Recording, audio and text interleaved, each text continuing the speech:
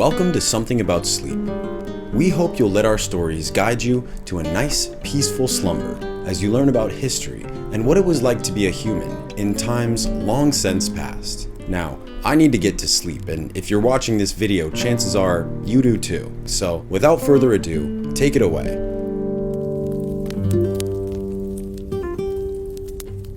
Thank you, sir. On tonight's episode, we will explore the long roads of Ibn Battuta, the greatest Arab traveller of the medieval world. So join me here by the fire and rest your weary eyes as I tell you a tale from long, long ago. There is a quiet mystery at the beginning of every long journey. It is not usually found in the distant cities, the unfamiliar coastlines, or the stories told many years later. It is found in the first few steps, when a person walks away from a familiar doorway and cannot yet know which parts of life have already been left behind. In the summer of 1325, a young man set out from Tangier, a port city on the northern edge of Morocco. He was about 21 years old. He had studied law and religion. He came from a family associated with the work of judges, and like many other Muslims with the means and determination to make the journey, he wished to travel eastward to Mecca for the pilgrimage known as the Hajj. At first, the plan was simple enough. He would leave home, cross North Africa, visit the holy places and return. Yet the traveller who departed from Tangier would eventually spend the greater part of 3 decades on the road. He would move through deserts and river valleys, across mountain passes and inland seas, along the Swahili coast of East Africa, and through the open grasslands of the Eurasian steppe. He would live for years in Delhi. He would serve as a judge in the Maldives. He would describe ports connected to the Indian Ocean and cities in China, whose place in his story historians still discuss with care. After returning to Morocco, he would cross the Sahara and travel into the Mali Empire. His name was Abu Abd Allah Muhammad ibn Abd Allah al-Lawati al-Tanji ibn Battuta. History remembers him more simply as Ibn Battuta. The title of this story calls him the greatest Arab traveller of the medieval world. No title can fully settle a question like that. Ibn Battuta was a Moroccan from Tangier, a Muslim scholar and legal thinker, a traveller writing in Arabic, and a man shaped by the societies of the Western Islamic world. Historians describe his background in slightly different ways, but there is little doubt that the scale of his travels was extraordinary. His journeys are often estimated at roughly 75,000 miles, or about 120,000 kilometres. The distance is difficult to imagine even now. In the 14th century it required years of patience, improvisation, hospitality, and a willingness to accept that the road ahead could change without warning. What makes Ibn Battuta especially valuable is not only the distance he travelled. He noticed details. He recorded the habits of cities, the appearance of ports, the rules of courts, the food served to guests, the ways travellers found shelter, and the small routines that made distant regions feel briefly understandable. His book, commonly called the Rila, was dictated later in life and shaped by memory. Some parts are clearer than others. A few passages remain debated, yet the account is filled with the texture of ordinary movement, ferry crossings, crowded markets, quiet mosques, packed luggage, caravan camps, ships waiting for favourable winds, and the comfort of meeting a familiar custom far from home. Tonight we will follow those roads slowly. There is no need to hurry from one destination to the next.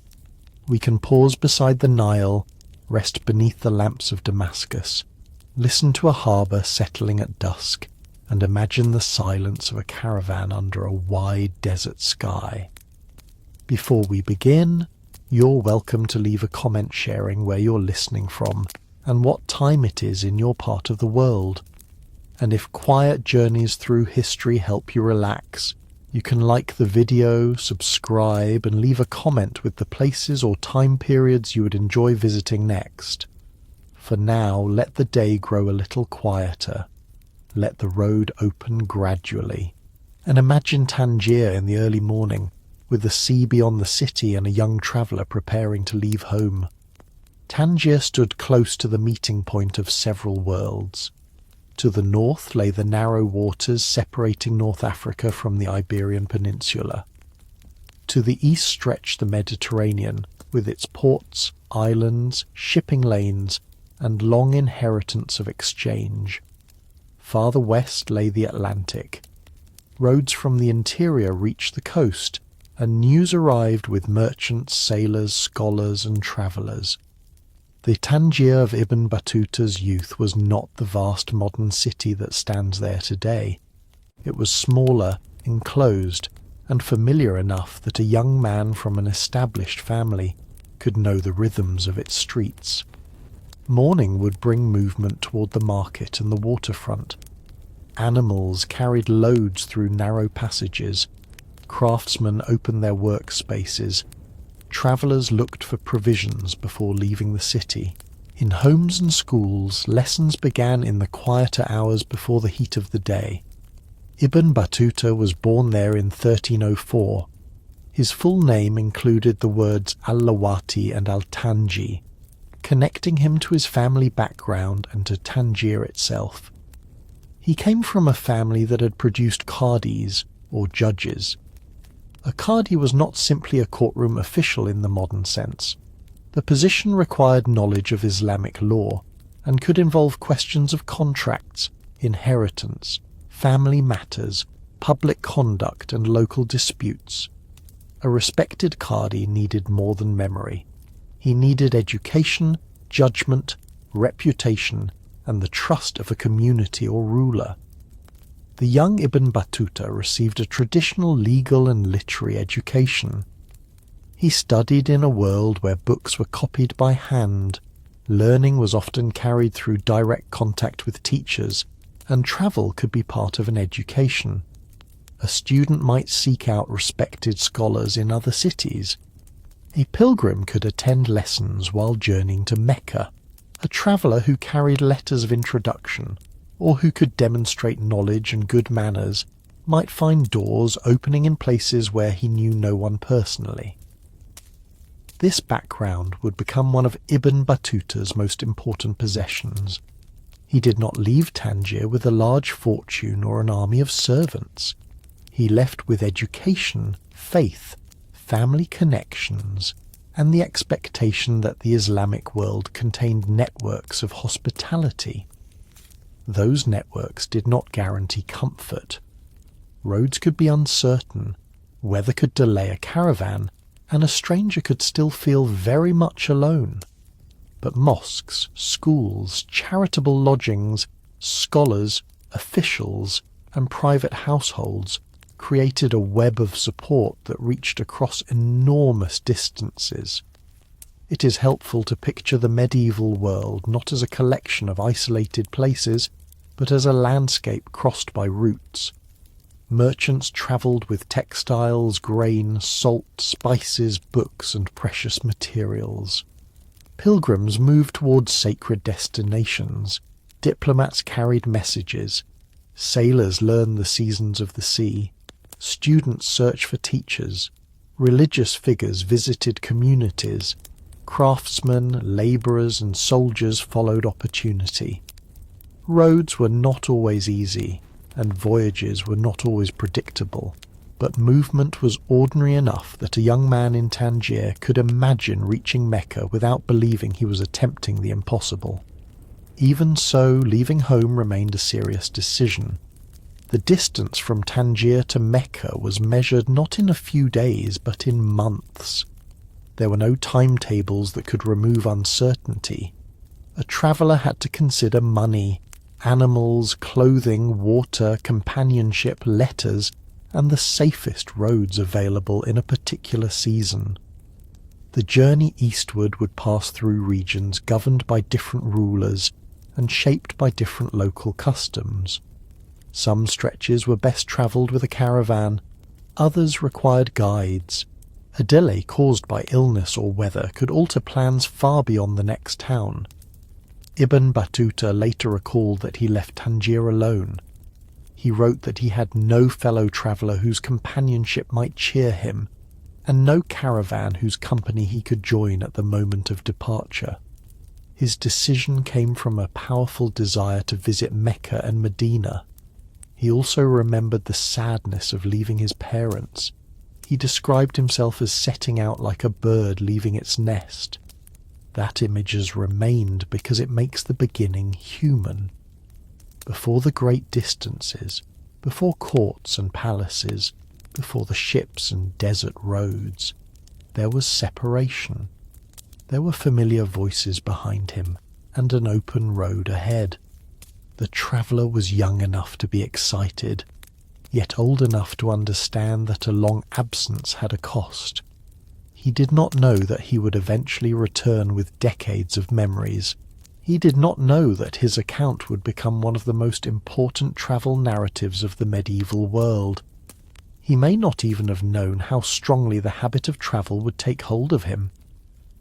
For the moment, he was a young pilgrim moving eastward through the countryside beyond Tangier. The buildings of the city receded behind him. The sound of the coast faded. The road curved toward the towns of North Africa, and with each day the first journey became a little more real. The road from Tangier to Egypt did not carry Ibn Battuta across an empty landscape. It passed through towns, farmland, stretches of open country, and communities tied together by trade and travel. Yet the distances between places mattered. Conditions changed from one region to the next. A traveller might share the road with merchants for several days, part company at a town, and then wait for a safer group before continuing.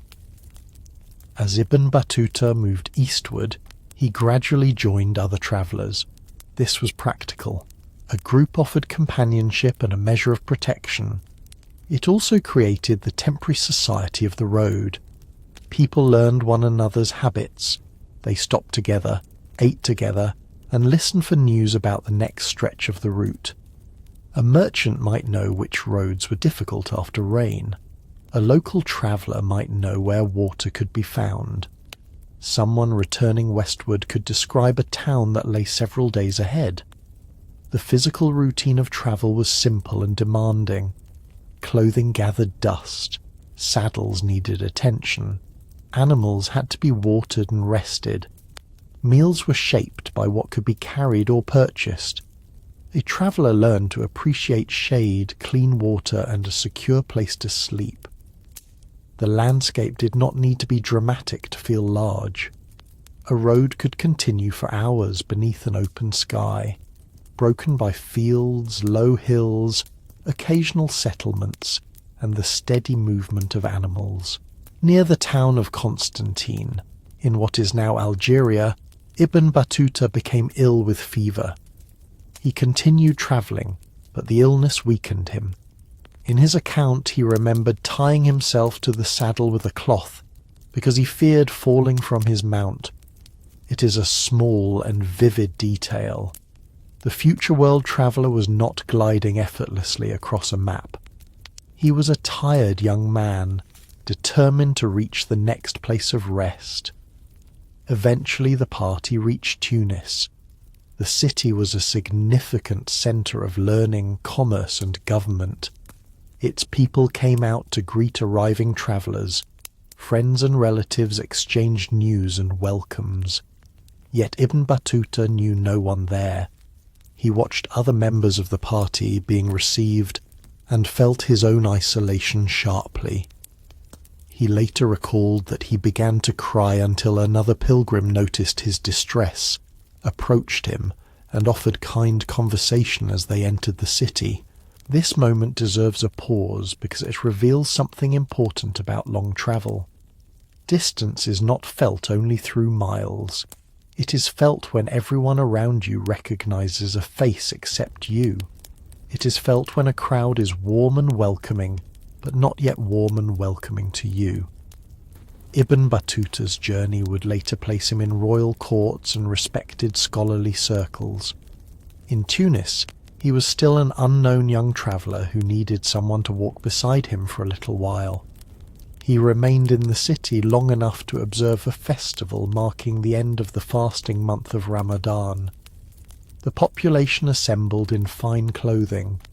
The ruler arrived with an official procession.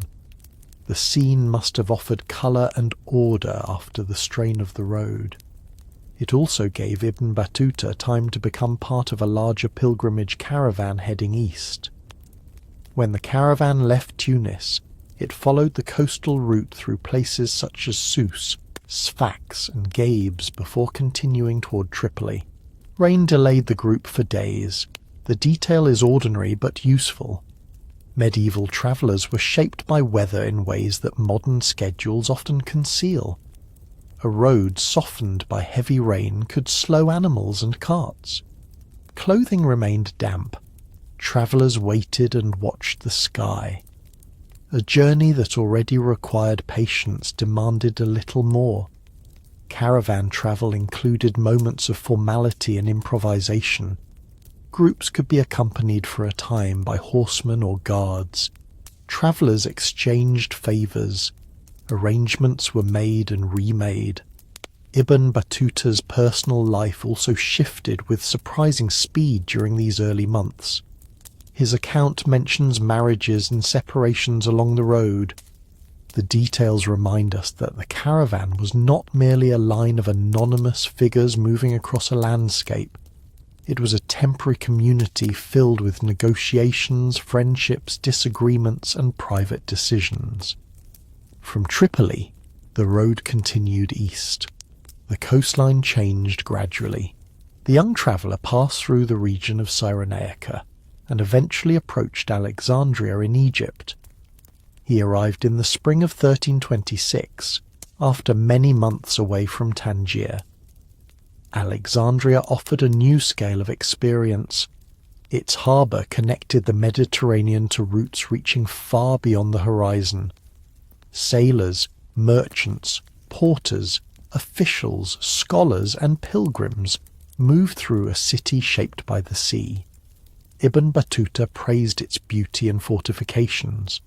He also visited the remains of the famous lighthouse of Alexandria, one of the great monuments of the ancient world. By his time, the structure was damaged. He described parts of it in ruins, and later noted that its condition had worsened when he returned many years afterward. The broken lighthouse made an appropriate landmark for a traveller standing at the beginning of a long life on the road.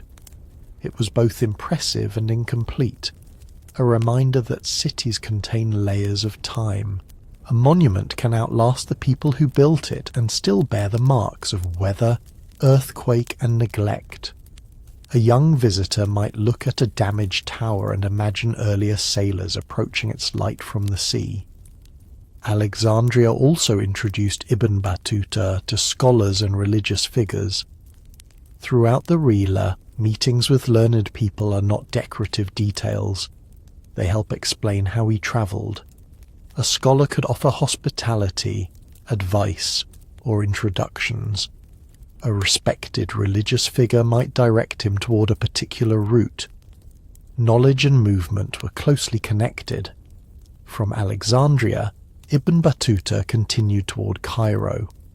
The route led him into the Nile landscape, where water, cultivation, and dense settlement offered a contrast to the long roads behind him. Ahead lay one of the greatest cities he had yet seen. Cairo in the 14th century was a city of immense energy. It stood beside the Nile, linked to agricultural lands, caravan routes, Red Sea connections, Mediterranean trade, and the political world of the Mamluk sultans. For Ibn Battuta, arriving from the west, it must have seemed almost inexhaustible. The Nile gave the city its rhythm. Boats moved along the river carrying people, animals, produce and goods. Water supported gardens and fields beyond the dense neighbourhoods, markets filled with the practical objects of everyday life.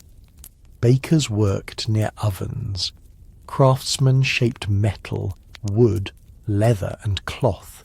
Students attended lessons. Officials managed the affairs of a city whose population included people from many backgrounds.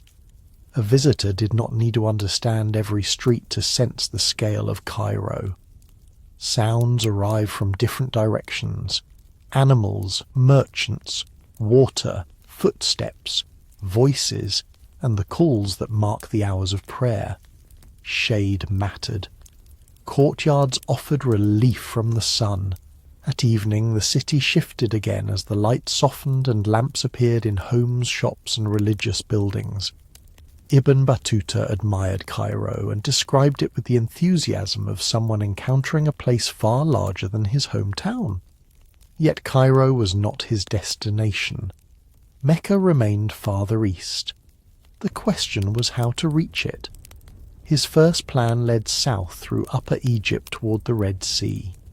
This route required movement along the Nile Valley and then across desert country toward the coast.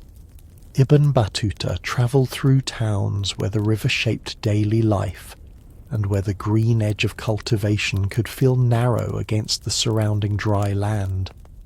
Boats, ferry crossings, palms, fields, and river banks created a sequence of quieter scenes after the crowded capital. But the route did not unfold as expected. Conditions in the region made onward travel difficult, and Ibn Battuta turned back. This was one of the first major lessons of the journey. A road could be planned without becoming possible. A traveller needed enough flexibility to reverse direction without treating the change as failure. Returning north, he considered another approach. Rather than attempting to reach Mecca directly from the Egyptian coast, he would travel through the Levant and join the organised pilgrimage caravan leaving from Damascus. This added distance, but it also offered a more established route. The change of plan carried him through places that held deep religious and historical meaning. He travelled across the Sinai and entered the lands of the eastern Mediterranean. He passed through Gaza and visited Hebron, associated with the burial place of Abraham and other patriarchs. He visited Jerusalem, a city sacred to Muslims, Christians and Jews. In his account, places were rarely only points on a map.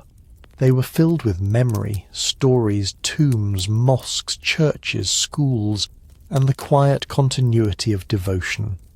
Jerusalem offered a different atmosphere from Cairo. The city's hills, stone buildings, courtyards, and sacred spaces invited a slower pace. A traveller might move through gates, climb a slope, and pause beneath an archway where the stone held the coolness of shade. Pilgrims arrived with their own expectations. Residents continued with everyday work. Sacred cities are also ordinary cities, filled with food, water, lodging, repairs, conversation, and the steady routines of life. From Jerusalem, the road continued north toward Damascus. The landscape changed again. Villages, orchards, and cultivated areas appeared along the way. Travellers drew nearer to a city famous for gardens, scholarship, and beauty. Damascus would become one of the most important pauses in Ibn Battuta's first pilgrimage. It was a place to study, to prepare, and to join a caravan capable of carrying large numbers of people toward Arabia. The road from Tangier had already taught him endurance. Damascus would teach him how a vast annual movement of pilgrims could be organised. Damascus had long been a city of gardens, flowing water, shaded lanes and scholarship. For a traveller approaching after weeks on the road, the first impression may have been one of relief. The city stood in a cultivated landscape, sustained by water channels and orchards. Fruit trees and fields softened the boundary between the urban neighbourhoods and the surrounding countryside. Within the walls, markets, mosques, baths, schools, workshops and homes formed a dense fabric of everyday life. Ibn Battuta arrived in Damascus in 1326. He was still young, still making his first journey to Mecca, but the city offered him an opportunity to strengthen the education he had begun in Tangier. He attended lessons and met scholars. He listened to teachers whose reputations had travelled far beyond Syria. In the medieval Islamic world, a student did not always measure learning only by years spent in one institution. Study could be gathered from encounters, lectures, texts, and certifications received from respected teachers in different places. Travel itself became part of a scholarly biography. This helps explain why Ibn Battuta's legal education mattered so much. A pilgrim could arrive in a city as a stranger, yet a shared language of learning created connections. A scholar could recognize the training of another scholar. A guest might be welcomed because he had come from a distant region and carried news of teachers, customs, and communities elsewhere. Damascus was not simply a place to rest. It was part of the network that would later allow Ibn Battuta to enter courts and find patrons across a much wider world. The city also served as a gathering point for the annual pilgrimage caravan. The Hajj drew people from across the region, and the journey south required planning on a large scale. Travellers prepared provisions, animals were inspected, water arrangements were made, families said goodbye, merchants brought goods suited to the road. Officials coordinated the departure of a moving community that would pass through a sequence of known stopping points before reaching Medina and Mecca. The practical details deserve attention because they reveal the human scale of pilgrimage. There were camels carrying luggage, food, and water. There were people travelling with companions and people hoping to find companionship along the way. There were experienced guides who knew the road and water carriers responsible for filling leather containers. At certain stops, water was stored in large tanks made from animal hides. Agreements were made for the watering of camels and the refilling of water skins. Rest was planned around the demands of heat, distance, and the needs of animals. A caravan of this kind did not move in perfect silence. Bells and voices travelled through the air. Animals shifted beneath their loads. People called to one another as tents were packed or raised. Yet there were also long stretches of steady movement when conversation faded, and each traveller settled into the rhythm of the road. At dawn, the light changed slowly across the desert. Shadows shortened as the sun climbed. During the harsher hours, shade and water became precious. By evening, the temperature softened. Cooking fires appeared at stopping places. Travellers mended clothing, checked their supplies, and rested beneath a sky less obscured by the lamps of cities. The caravan road carried Ibn Battuta southward through places associated with generations of pilgrims. Among the stopping points were settlements and wells where water could be found. Every stage had its own small routine. Arriving meant loosening loads, caring for animals, finding a place to sit, and listening for the plans of the next departure. Leaving meant gathering belongings again before the road reclaimed the day.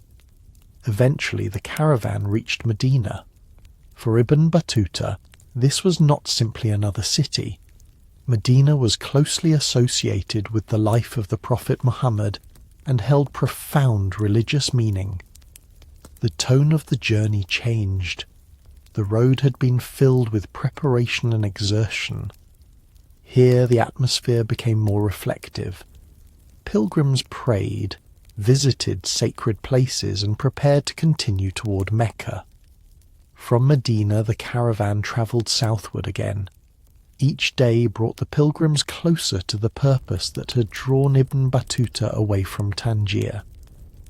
At last, in 1326, he reached Mecca and performed the Hajj. It would be easy to treat this moment as the conclusion of the journey. For many pilgrims, it was the central achievement of a lifetime. The road home might already have been present in their thoughts. They would return carrying memories, stories, and the emotional weight of the pilgrimage.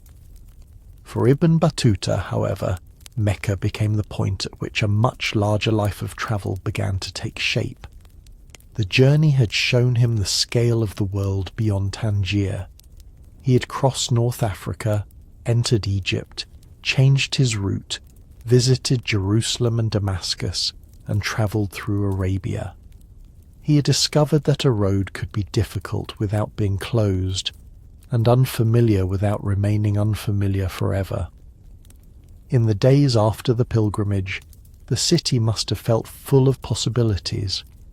Mecca brought together people from distant regions. A conversation in a courtyard could contain news from Iraq, Persia, Yemen, India, or East Africa.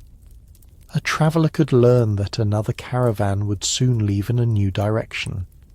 A name heard casually might remain in the mind for years. Ibn Battuta could have turned west. Instead, he began looking east. After completing the pilgrimage, Ibn Battuta joined a caravan travelling toward Iraq. The route carried him across the Arabian desert, away from the familiar sequence of stations that had brought him to Mecca, and toward a different set of landscapes and cities. Caravan travel often involved a balance between sameness and surprise. The daily routine remained recognizable.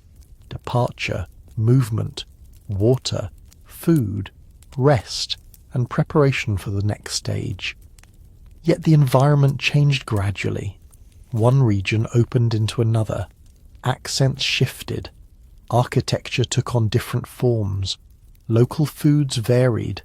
The names of rulers and officials changed. A traveller learned to notice both continuity and difference. Iraq carried layers of history. Cities stood beside rivers and on routes that had served merchants, armies, scholars, and pilgrims for centuries. Ibn Battuta visited places associated with religious learning and memory. He travelled through the region of Najaf, where the shrine of Ali drew visitors. He moved onward toward Basra and other towns before eventually reaching Baghdad.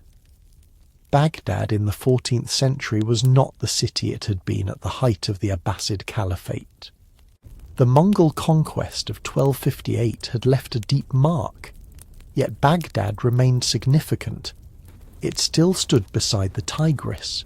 It still contained neighbourhoods, markets, mosques, bridges, gardens, and communities shaped by the river.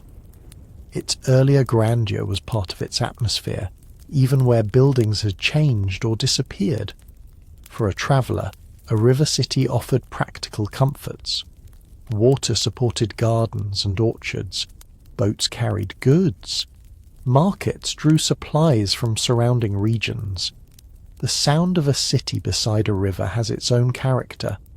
The movement of water, the shifting of vessels, the calls of workers, and the softer air near the banks after the heat of the day. Ibn Battuta did not remain still for long. From Baghdad, he joined the travelling camp of the Ilkhanid ruler Abu Sa'id for a time.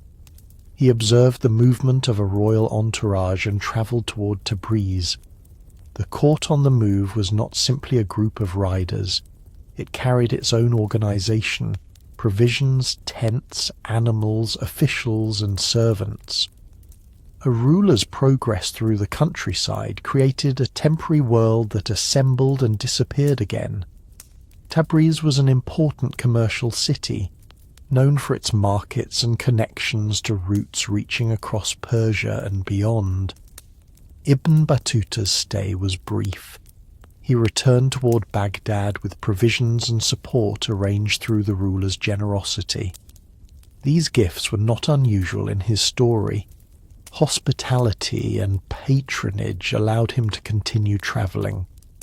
His scholarly background helped him gain introductions, and his growing experience gave him stories worth hearing. Before returning to Mecca, he travelled through additional parts of Iraq and the neighbouring regions. Some journeys were carefully planned, others were added because time remained before a caravan's departure. This pattern became characteristic. Ibn Battuta rarely seemed willing to leave a nearby road unexplored if circumstances allowed it. When he joined the Baghdad pilgrimage caravan, the road carried him back toward Mecca.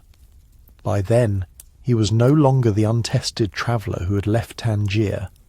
He understood more about caravans, patrons, and the practical value of introductions. He had learned that a long journey could be sustained through a chain of temporary arrangements. Between roughly 1327 and 1330, Ibn Battuta spent extended periods in Mecca and Medina. These years form a quieter chapter. A script about travel can benefit from stillness, and the holy cities offered a place to pause. Mecca was never truly still. Pilgrims arrived and departed, scholars met students, merchants supplied the needs of residents and visitors. News travelled with every incoming group. The city existed within a wide geography of devotion and movement. Even a person who remained in one place could hear about distant regions through conversations after prayer, meals shared in courtyards, and the stories of travellers resting between journeys. Ibn Battuta devoted time to religious life and study. Yet the stillness did not entirely suit him. The road had already become more than a means of reaching Mecca. It had become a habit of attention. In a new place, he listened more carefully. He compared customs. He noticed how people welcomed strangers. He observed rulers, scholars, markets, and ordinary routines. Remaining in one city meant giving up the small anticipation that came before departure. Perhaps there was also a practical attraction. Ibn Battuta had learned that his education could carry him across borders. A traveller with knowledge of law and religion could find respect in communities far from home. The world beyond Mecca was not closed. It was filled with ports and roads, and each one suggested another. When Ibn Battuta left Mecca again, he turned toward the sea. The Red Sea would carry him south. The change from caravan road to wooden vessel brought a new rhythm, one measured by wind, waves, and the patience required of sailors. The port of Jeddah lay west of Mecca on the Red Sea. For generations it had served pilgrims, merchants, sailors, and officials moving between Arabia and the wider maritime world. Goods arrived from distant ports. Boats waited near the shore. Travellers who had spent months on land stood for a while considering the uncertain surface of the water. Ibn Battuta had little experience at sea. In his account he remembered being uneasy when he saw camels loaded onto one vessel and chose another boat. The detail is almost humorous in its honesty. The famous traveller was not fearless. He was willing to continue while remaining fully aware of discomfort.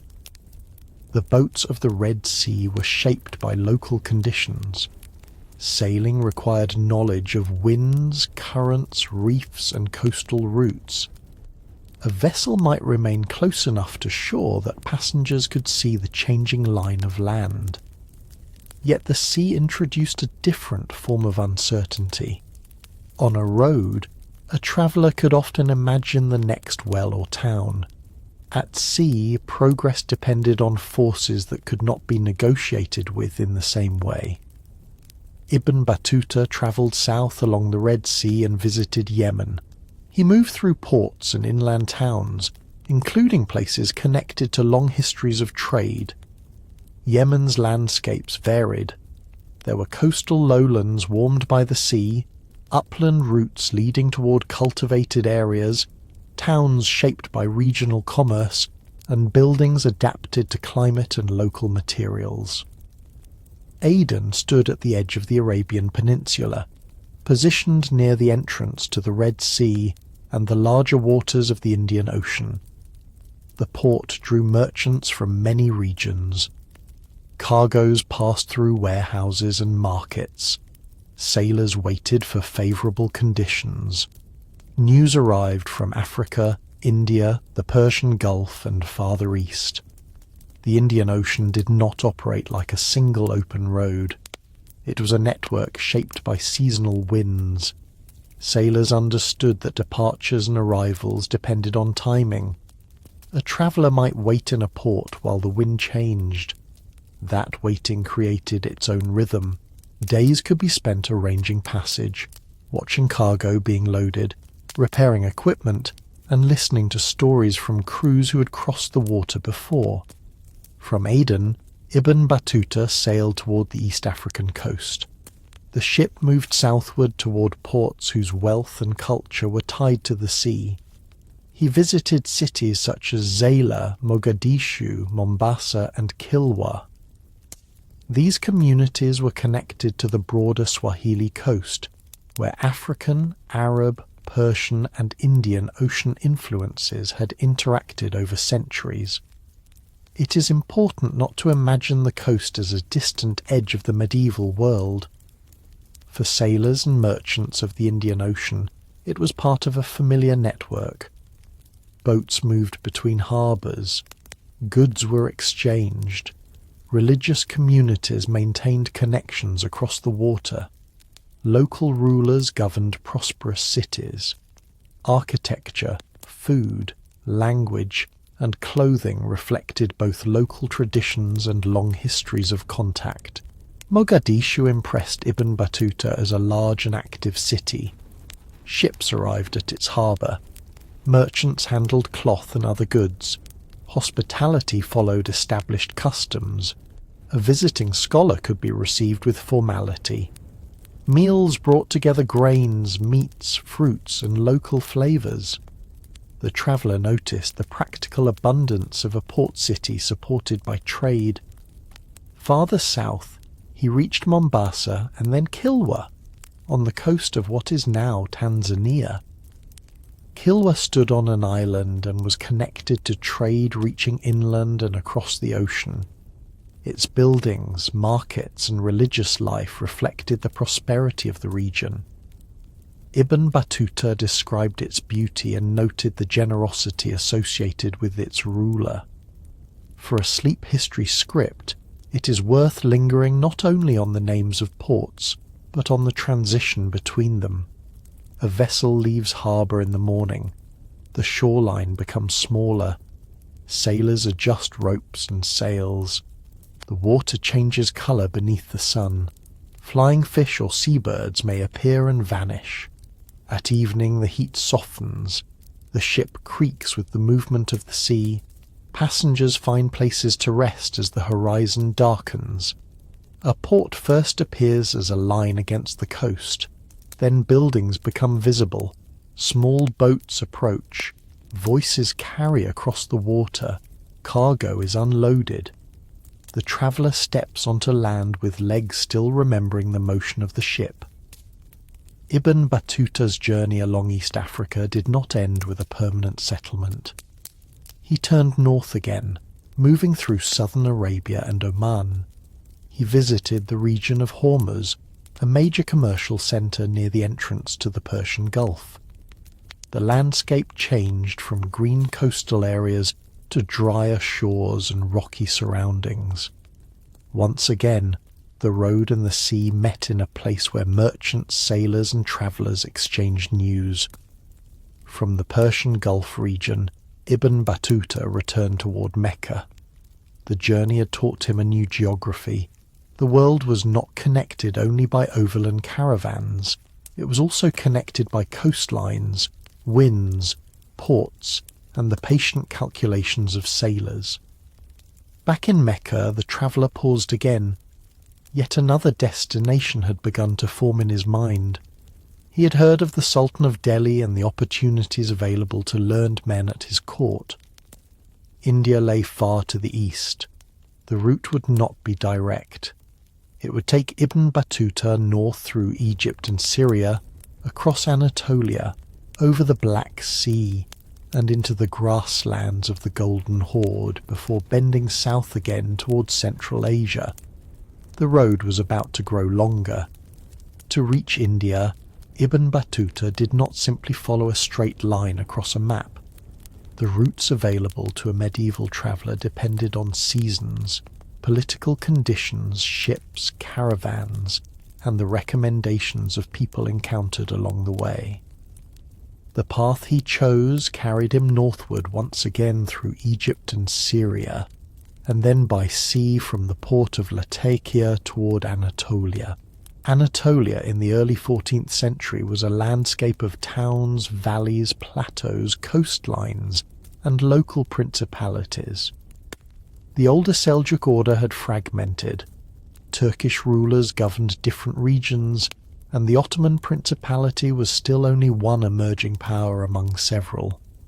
Roads passed through places with Muslim and Christian communities, through markets serving local agriculture, and through towns where travellers could find food and shelter. Ibn Battuta was struck by the hospitality he received. In many Anatolian towns he encountered associations often called Aki brotherhoods. These groups were connected to artisans, local religious life, and traditions of generosity. Members welcomed travellers, provided meals, and offered lodging. For someone arriving without a permanent household, the difference between an uncertain evening and a comfortable one could be as simple as a door opening at the right time. The Aki lodgings gave the journey a domestic quality. A traveller entered from the road, washed away dust, sat among strangers, and shared food. Bread, soup, fruit, and conversation replaced the isolation of the day. After a meal, lamps burned lower, voices softened. Somewhere nearby, animals rested and the streets grew quiet. The Rila lists many towns, and the exact sequence of some Anatolian journeys is difficult to reconstruct. Ibn Battuta may have folded several excursions into a narrative that does not always preserve their order neatly. There is no need to force every stop into a perfect line. The larger picture is clear enough. He travelled widely through Anatolia, observed its local courts and brotherhoods, and moved through a region where hospitality helped carry him forward. Eventually he crossed the Black Sea. The water separated Anatolia from the lands to the north, and the crossing opened a new chapter of landscape. Ibn Battuta reached Crimea and continued into territories associated with the Golden Horde, one of the Mongols' successor states that governed broad stretches of the western Eurasian steppe. The steppe did not resemble the cities of North Africa or the cultivated districts of Syria. Its scale was horizontal. Grasslands extended beneath a wide sky. Herds moved across open ground. Camps could shift location. Wagons carried households, tents, supplies, and possessions. For a traveller accustomed to stone cities and caravan stations, a mobile society created a different impression of order. Ibn Battuta described the movement of a great encampment as if a town itself had taken to the road. There were wagons, tents, kitchens, shops, and spaces for prayer. Smoke rose from cooking fires while the camp moved or settled. People understood how to assemble and disassemble the practical structures of daily life. A place could be temporary without being disorganized. Horses mattered deeply in this world. They grazed in open pastures. Riders crossed long distances. Herds formed part of wealth and daily routine. The grasslands made movement possible on a scale that matched the horizon. The soundscape was different too. Wind, animals, wheels, voices carried through open air, and the soft activity of camp after sunset. Ibn Battuta reached Sarai, the capital associated with Ozbeg Khan on the lower Volga. Sarai was not a lonely outpost.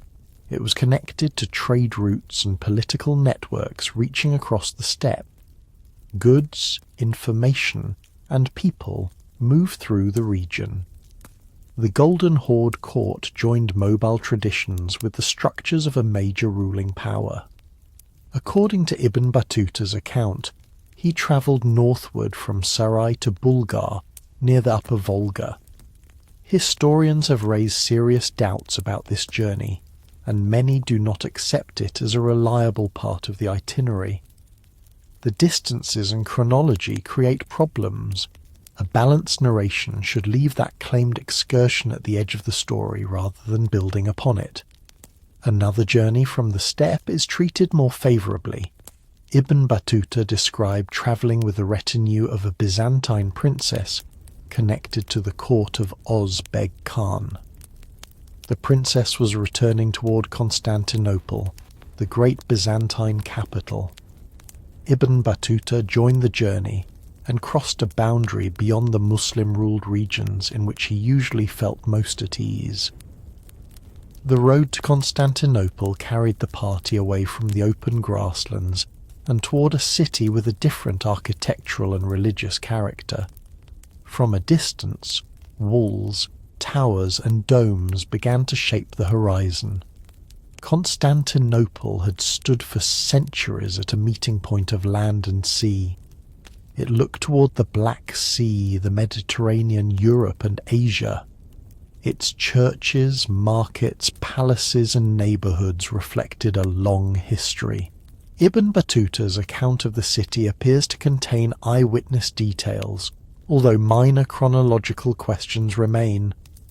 He observed with curiosity. He noticed Christian religious life and the city's monuments.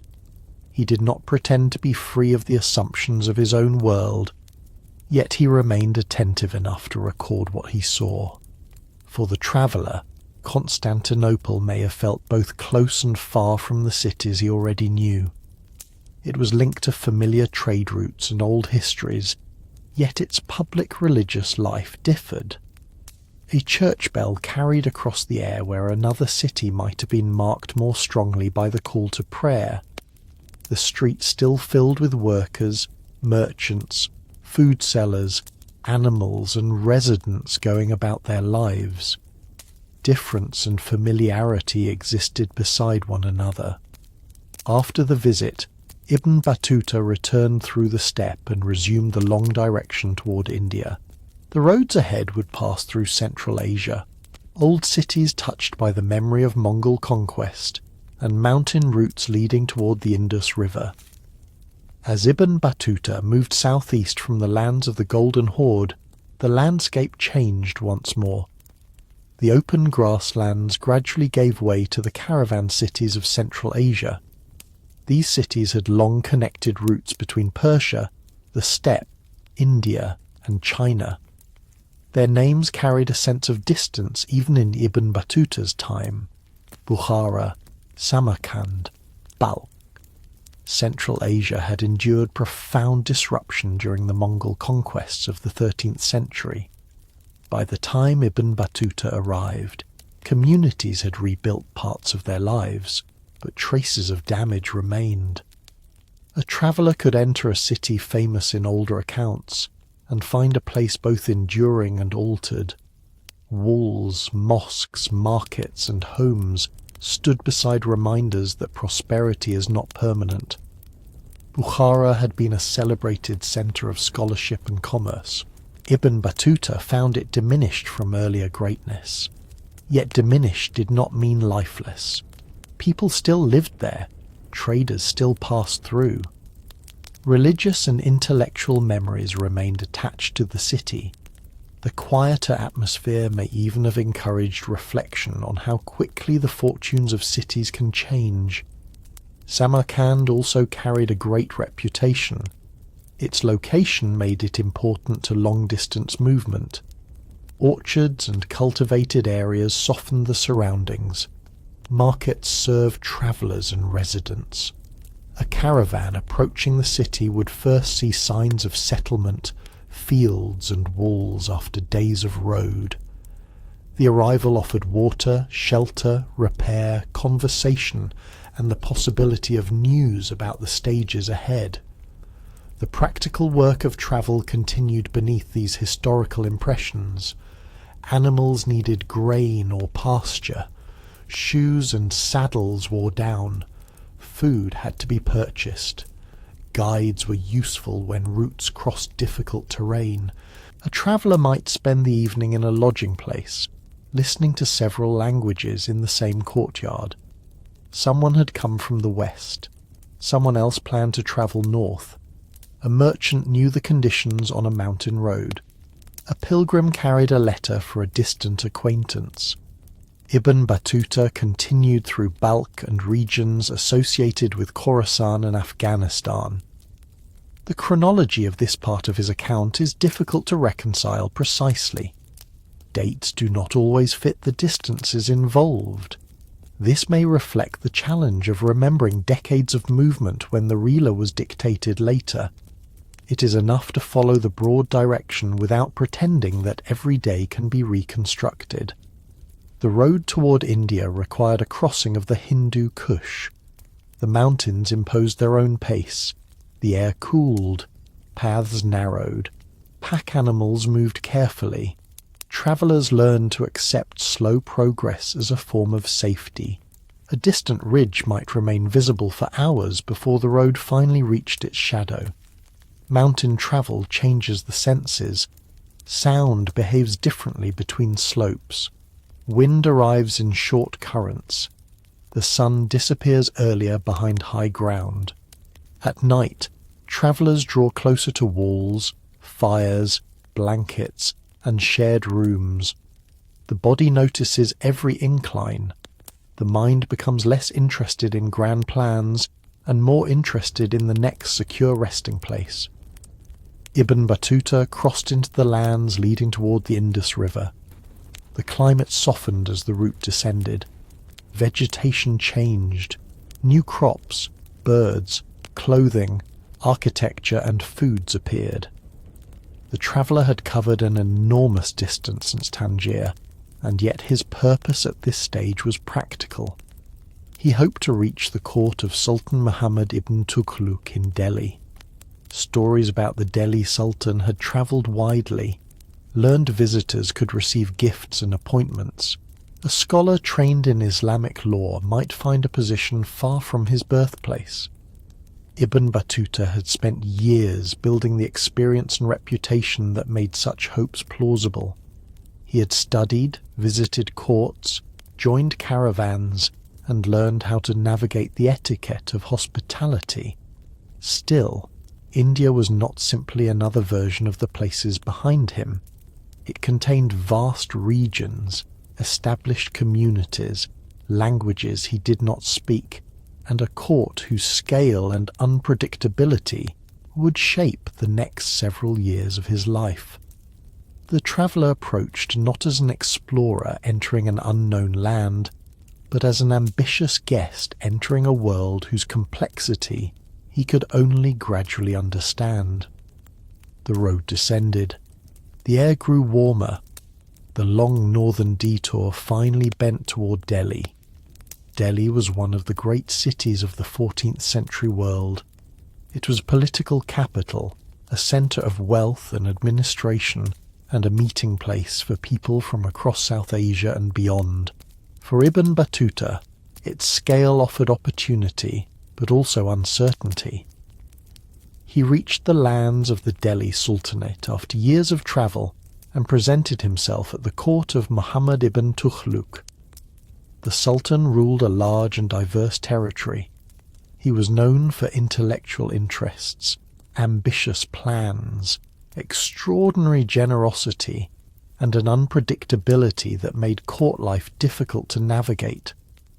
Ibn Battuta's account presents a ruler capable of rewarding a visitor richly and alarming those around him with sudden changes of mood or policy.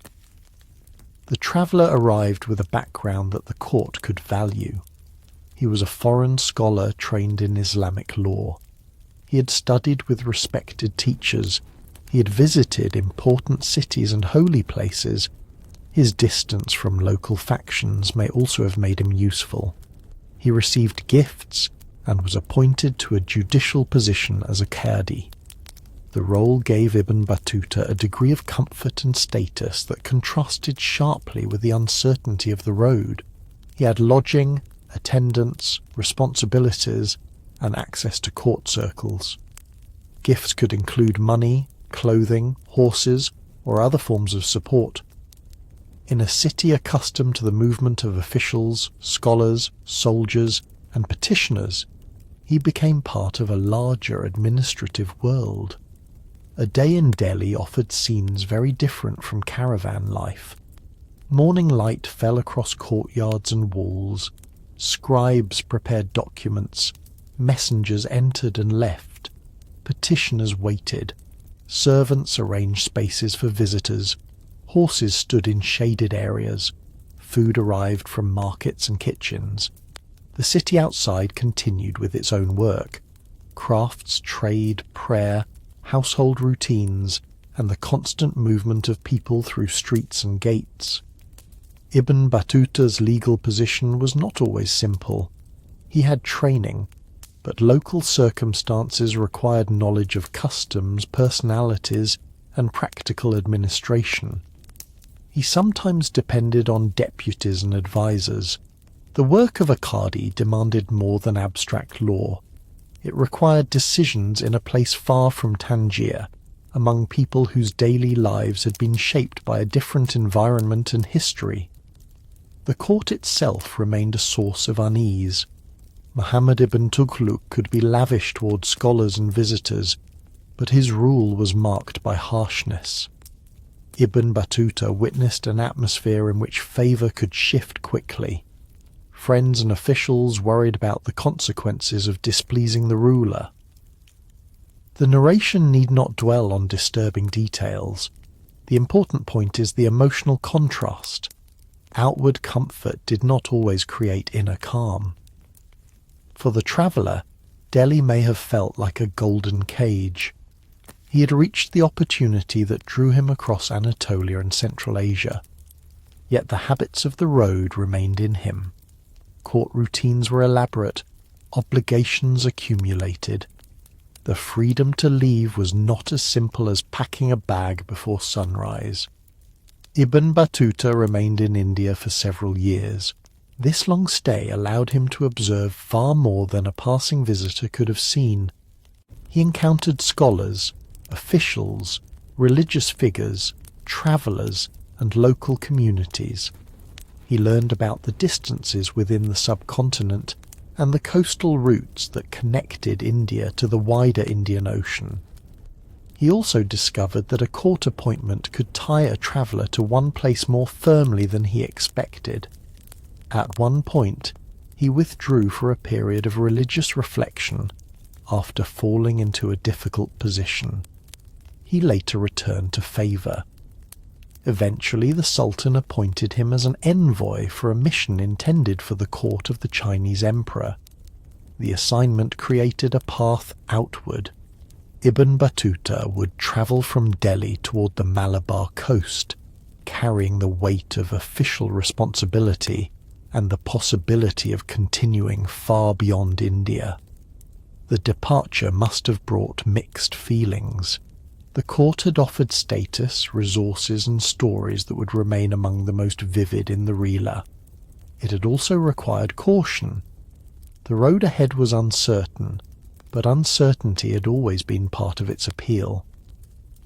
As the party moved away from Delhi, the city's walls and crowded approaches slowly receded. The traveller had once again exchanged a fixed residence for changing landscapes. This time, however, he did not travel only as a pilgrim or private scholar. He travelled as an envoy, with gifts intended for a distant emperor and an official purpose shaped by the ambitions of a sultan. The mission would not proceed as planned. The road toward China would first carry Ibn Battuta into the complicated world of the Indian coast, where ships, weather, local conflict and chance could rearrange even the most carefully prepared journey. The departure from Delhi did not lead immediately to a quiet sea voyage. Ibn Battuta's party travelled southward through regions where the authority of the Sultan was not equally secure. The embassy carried gifts and supplies intended for the Chinese court. It also carried expectations. An official mission could not move as lightly as a private traveller. There were people to coordinate, goods to protect, animals to manage, and decisions that could not be made casually. The route toward the coast was unsettled. Ibn Battuta's account describes an attack that separated him from his companions for a time. He eventually rejoined the mission, but the episode reminded him that status offered no complete protection. Once a party left the walls of a capital, the road remained the road. It followed its own rules of distance, weather, local knowledge, and chance. At last, the embassy reached the Malabar coast in southwestern India. This coastline faced the Arabian Sea and belonged to an old maritime world. Ports such as Calicut drew merchants from across the Indian Ocean. Ships arrived from Arabia, Persia, East Africa, island Southeast Asia, and China. Goods moved through warehouses and markets. Sailors and traders waited for the correct season to continue their journeys. The atmosphere of a major port could be both busy and strangely patient. On shore, cargo was carried, counted, stored, and sold. Boats crossed the harbour, ropes tightened and loosened, carpenters repaired hulls, merchants discussed prices and timing. Yet a ship might remain in place for days or weeks while winds shifted or arrangements were completed. The ocean demanded a different form of discipline than the road. Ibn Battuta's mission encountered setbacks on the coast. The gifts intended for China were placed aboard ships, but the voyage did not depart smoothly. One vessel was lost after leaving harbour, and another sailed away carrying belongings connected to the embassy. The details are complicated, and the reeler tells them through the frustration of a traveller whose careful plans had dissolved. What mattered for Ibn Battuta was simple. Returning to Delhi without the Sultan's gifts would be difficult. The official road to China had broken apart before it truly began. There is a particular feeling that comes when a plan ends in a port. The horizon remains open. Ships still come and go. Other travellers continue toward their destinations, but the route that seemed clear only a few days earlier is no longer available. A person is left with time, uncertainty, and the need to choose another direction. Ibn Battuta did not return immediately to Delhi. Instead, he moved through coastal regions and eventually travelled to the Maldives, an archipelago southwest of India and Sri Lanka. The islands introduced a different pace of life. The sea was never far away. Coconut palms shaped the landscape. Small boats connected communities. Coral stone and timber appeared in buildings. Fishing, trade, household work, and the movement of vessels gave each day its practical rhythm. Approaching the Maldives by sea would have been different from approaching Cairo or Damascus by road. Islands do not rise all at once. A low shoreline appears gradually, green against the water. A cluster of palms becomes visible. Boats move between the ship and the beach. The ocean surrounds the destination even after arrival. The Maldives were part of the Indian Ocean trade network, but island life had its own customs. Ibn Battuta observed them with interest, and sometimes with disapproval shaped by his own legal and cultural expectations. His account is useful precisely because it reveals both the society he encountered and the traveller doing the observing. He was curious, educated, confident in his judgments, and not always comfortable when local practice differed from what he considered proper. His training as a qadi again became important. The island authorities recognized the value of a visiting scholar of Islamic law. Ibn Battuta was appointed as a judge and became involved in local affairs. For a traveller who had lost the original embassy route, the position offered stability. He could remain in one place, earn respect, and participate in the life of the islands. Daily life in the Maldives created a strong contrast with Delhi. Instead of a vast inland capital, there were communities separated by water. Instead of roads extending across a continent, there were boats crossing lagoons and channels. The horizon repeated itself in every direction. At certain hours, sunlight reflected brightly from the sea. In the evening, air moved through palms and the sounds of the shore softened. Ibn Battuta married during his time in the islands and became tied to local relationships and political expectations. His stay lasted many months. He tried to apply legal standards more strictly in some areas, which brought tensions. The Sayyidi who had travelled easily from place to place now discovered again that remaining somewhere could be more complicated than arriving. It is tempting to describe Ibn Battuta only as a restless wanderer, but the islands show a fuller picture. He did sometimes settle for a while. He formed households. He accepted offices. He became involved in the lives of communities. Yet these periods rarely became permanent. The attraction of movement returned, or circumstances made departure preferable. When Ibn Battuta left the Maldives, he travelled toward Sri Lanka. The island had long occupied an important position in the maritime geography of the Indian Ocean. Traders knew its coasts. Religious traditions had attached meaning to its mountains. Ibn Battuta wished to visit the peak known today as Adam's Peak, a place interpreted differently by Muslims, Buddhists, Hindus and Christians across the centuries. The journey inland brought a new landscape. The route climbed away from the coast. Vegetation thickened. Paths wound through hilly country. Water crossed the terrain in streams. The mountain appeared gradually, not as a single dramatic revelation, but as a presence toward which each stage moved. Travelling to a sacred peak required patience. The ascent was a physical journey and a devotional one. Visitors relied on guides and local knowledge. They paused where the path required rest. The air changed with elevation. Clouds moved across slopes. At night, the silence of a mountain route differed from the silence of a desert. Leaves shifted. Water could be heard nearby. Mist softened the edges of the path. Ibn Battuta reached the site and recorded the visit as part of his long sequence of sacred places. His journey had carried him from Medina and Mecca to shrines and mosques across Iraq, Persia, Syria, India, and the islands.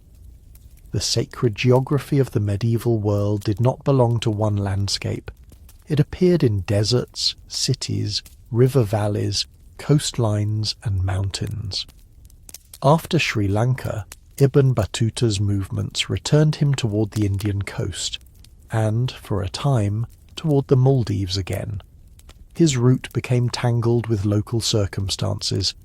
Ships did not always arrive where expected. Plans shifted. A traveller could spend months within a region before a larger direction became possible. Yet the thought of China remained. The original embassy had failed, but the eastern horizon had not closed. From the coast, Ibn Battuta travelled toward Bengal. He would pass through another rich region of rivers and trade before continuing to Sumatra, and, according to his account, the ports of China. The sea lanes were still waiting. Bengal introduced Ibn Battuta to a landscape shaped by water. Rivers divided and rejoined across fertile country. Boats carried people and goods. fields supported dense communities. Rain and seasonal change mattered deeply. After the dry roads of North Africa, the open grasslands of the steppe, and the islands of the Maldives, the river world of Bengal offered another form of movement. A traveller accustomed to caravans needed to think differently in a region of waterways. Roads still existed, but boats could be the more natural vehicles.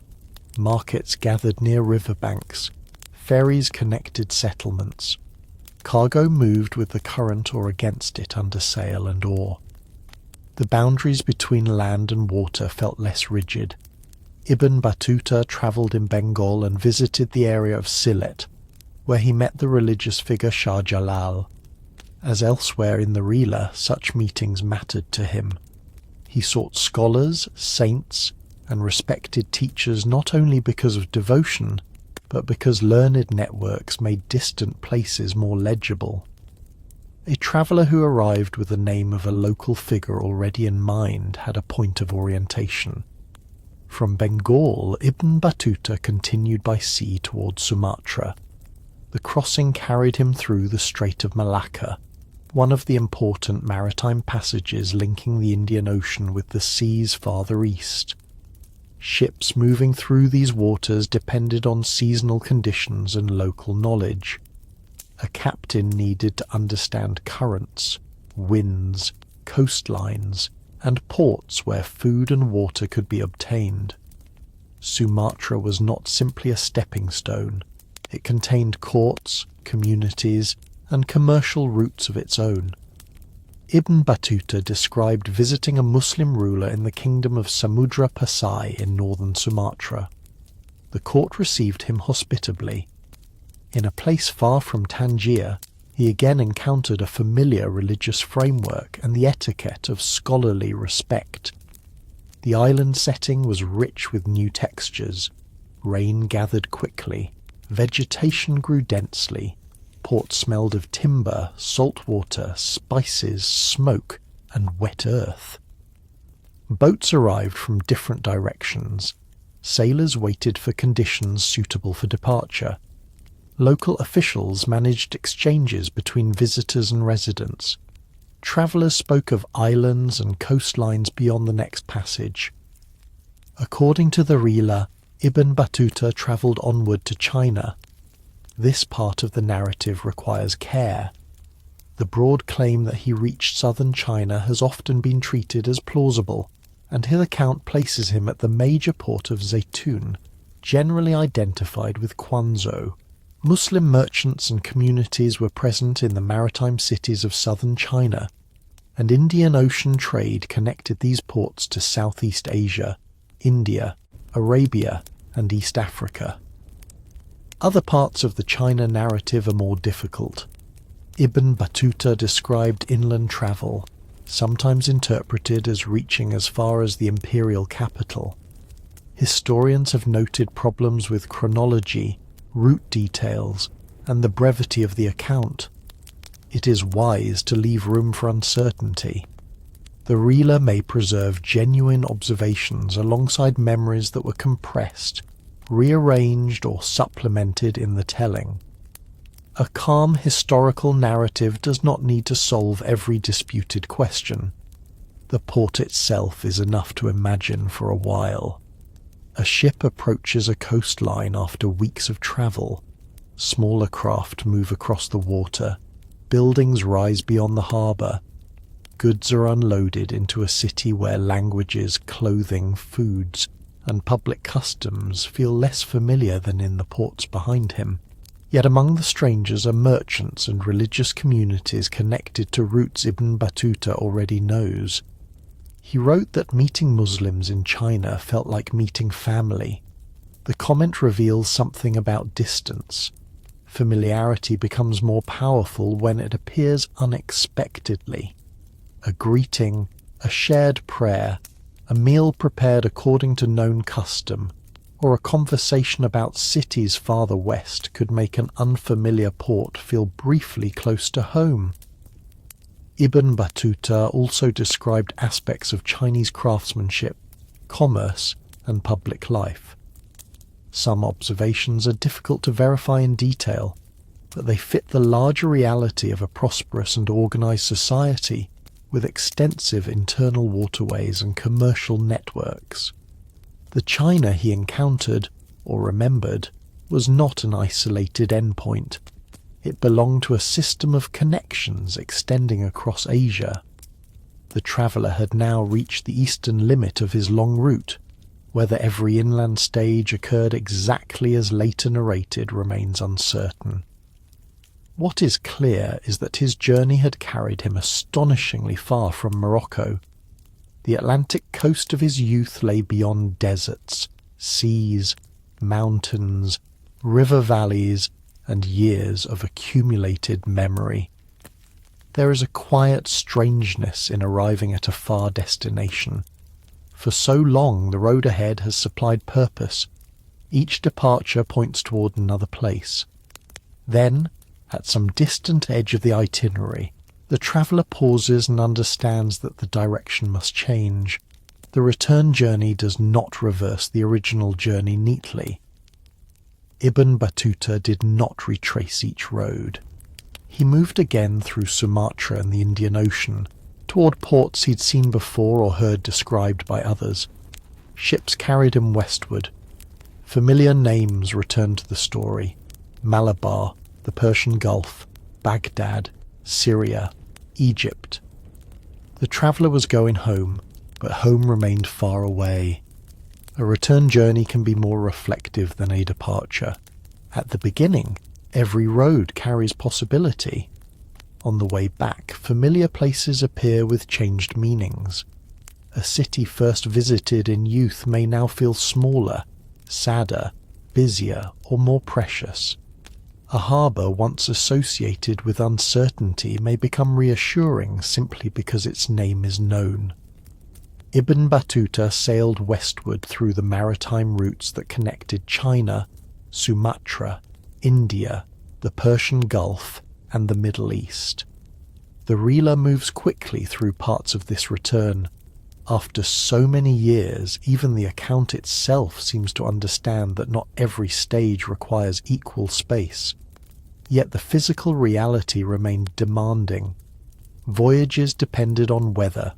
Ports required waiting.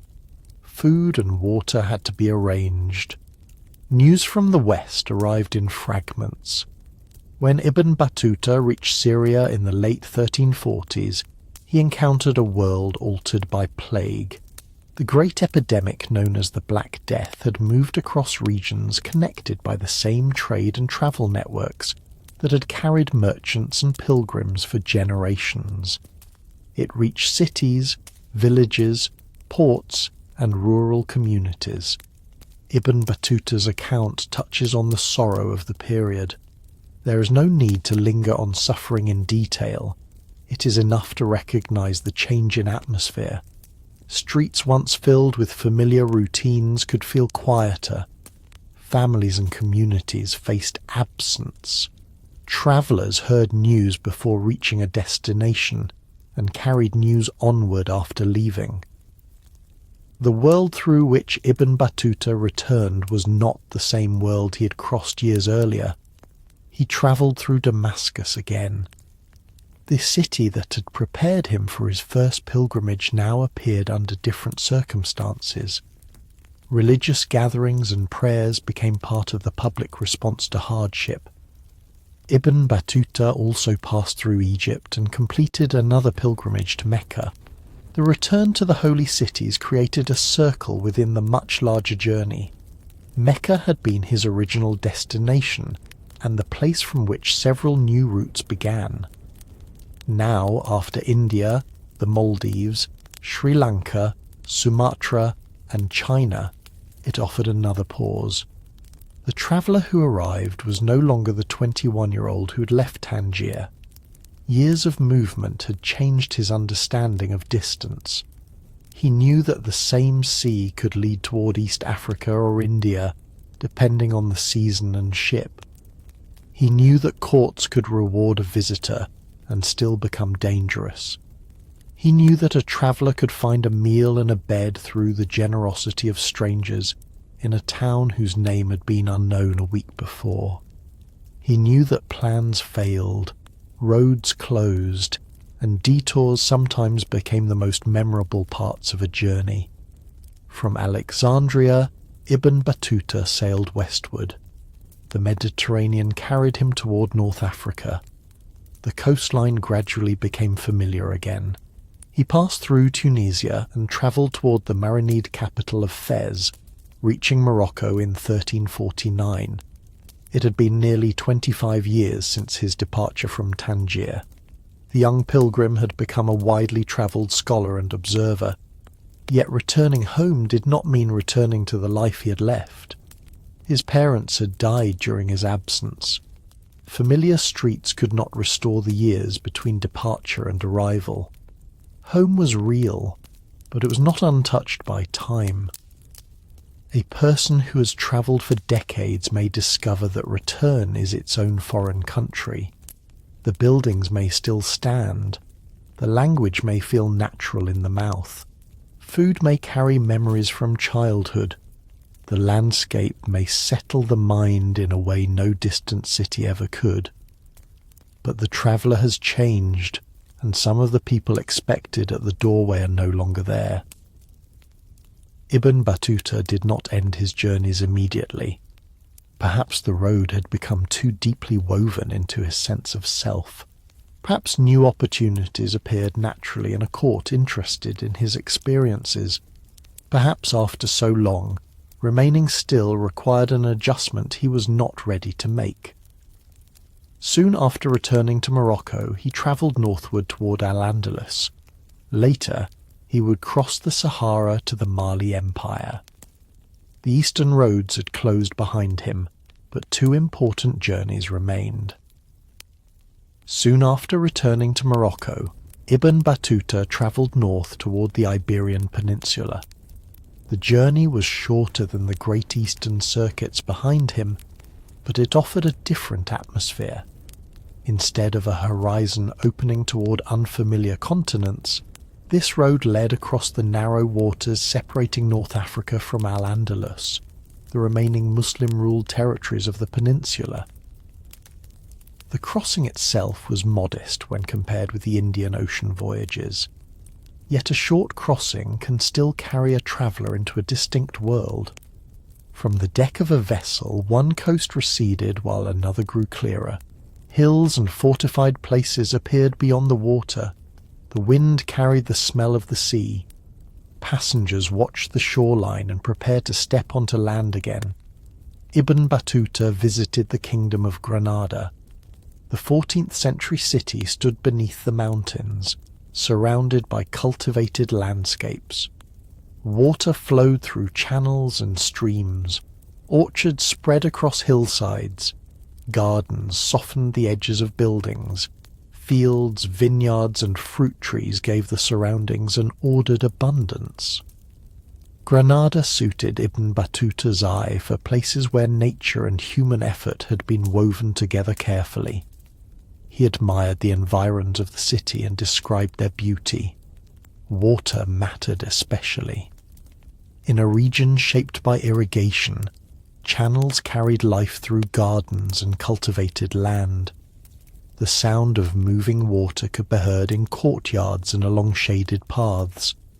Fountains caught the light. Leaves shifted above narrow streams. A traveller arriving after years of desert roads and sea crossings may have noticed the quiet luxury of such a landscape. Shade appeared where someone had planned for it. A garden offered a place to sit without needing to travel farther. Fruit trees suggested seasons of work and renewal. Water moved with purpose through stone channels, making the cultivated hillsides feel both practical and peaceful. Granada was also a centre of scholarship, poetry, craftsmanship, and courtly life. Ibn Battuta met learned people and observed a society shaped by its position at the western edge of the Islamic world. He was not a stranger in the same way he'd been in China or on the steppe. The language and religious institutions were more familiar, yet the architecture, landscape, and local history gave the city its own character. There is value in placing this quieter journey near the end of the story. Ibn Battuta had spent decades seeking distant roads, but distance was not the only measure of interest. A place close to Morocco could still deserve careful attention. The traveller did not need to cross an ocean to notice the angle of evening light on a wall, the arrangement of gardens on a hillside, or the relief of water flowing through a warm city. The visit to Al-Andalus did not become a long residence. Ibn Battuta returned to Morocco. For a time, he may have appeared ready to remain closer to home, but the court of the Marinid Sultan Abu Inan had its own interest in the lands south of the Sahara. The Empire of Mali was known through trade routes carrying gold, salt, and other goods across the desert. Merchants had crossed those routes for generations. News of West African courts and cities reached Morocco through caravan networks. In 1352, Ibn Battuta began another major journey, this time travelling south. Unlike the eastern roads, which he had often chosen from curiosity and opportunity, the Mali journey appears to have been undertaken at the command of the Sultan. Even so, it would become one of the most valuable parts of the Rihla. The traveller prepared to leave the Mediterranean world behind. Ahead lay the oasis towns at the northern edge of the Sahara, the long discipline of desert caravans, and the gradual change from dry lands to the Sahel and the Niger River region. The Sahara cannot be understood simply as empty space. It is vast, difficult, and often quiet, but for centuries it has been crossed by routes known to people who learned its seasons, wells, oases, and risks. Merchants and guides understood that successful travel depended on preparation. A caravan did not wander casually into the desert. It assembled carefully, waited for the proper time, and moved according to knowledge accumulated across generations. Ibn Battuta travelled towards Sijil Massa, an oasis town near the northern edge of the Sahara. The town served as a point of transition. Behind it lay the settled regions of Morocco. Ahead stretched routes leading south towards salt mines, desert stations, and the markets of West Africa. At an oasis, water reorganises the landscape. Palms rise where dry land might otherwise dominate. Gardens appear behind walls. Shade becomes meaningful. Animals drink and rest. Merchants gather supplies. Travellers wait for companions and listen to practical advice. The air carries dust, but also the signs of cultivation and human patience. Ibn Battuta remained in Sijil Massa for months before the caravan departed. Waiting was not an inconvenience separate from travel. It was part of travel. A desert crossing demanded the correct season and a reliable group. Camels needed to be purchased or arranged. Loads had to be balanced. Food and water required careful thought.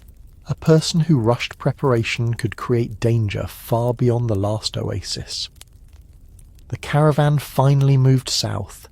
At first, the cultivated edge remained visible behind them. Then the landscape opened. The horizon widened. Days settled into an economy of movement. Travellers learned to conserve energy. Camels carried loads with a steady swaying pace. Guides watched the route. Water was measured. Resting places mattered because the distance between them mattered. The desert does not offer one unchanging view. Some stretches are rocky, others are sandy. Low ridges and flat expanses alter the horizon. Heat changes the colour of the day. Morning can feel almost gentle before the sun rises higher. Evening brings relief. At night, stars appear with a clarity unfamiliar in crowded cities. A caravan camp after sunset had its own quiet order. Animals were settled. Fires were kept practical and small. Food was prepared. Conversation might continue for a while, but fatigue softened voices. People lay down beneath blankets or within simple shelters. The stars offered direction as well as beauty. The road continued even when the caravan stopped. One of the important stations on the route was Tangier, known for its salt mines. Ibn Battuta described a settlement where buildings were made in part from slabs of salt and roofed with camel skins.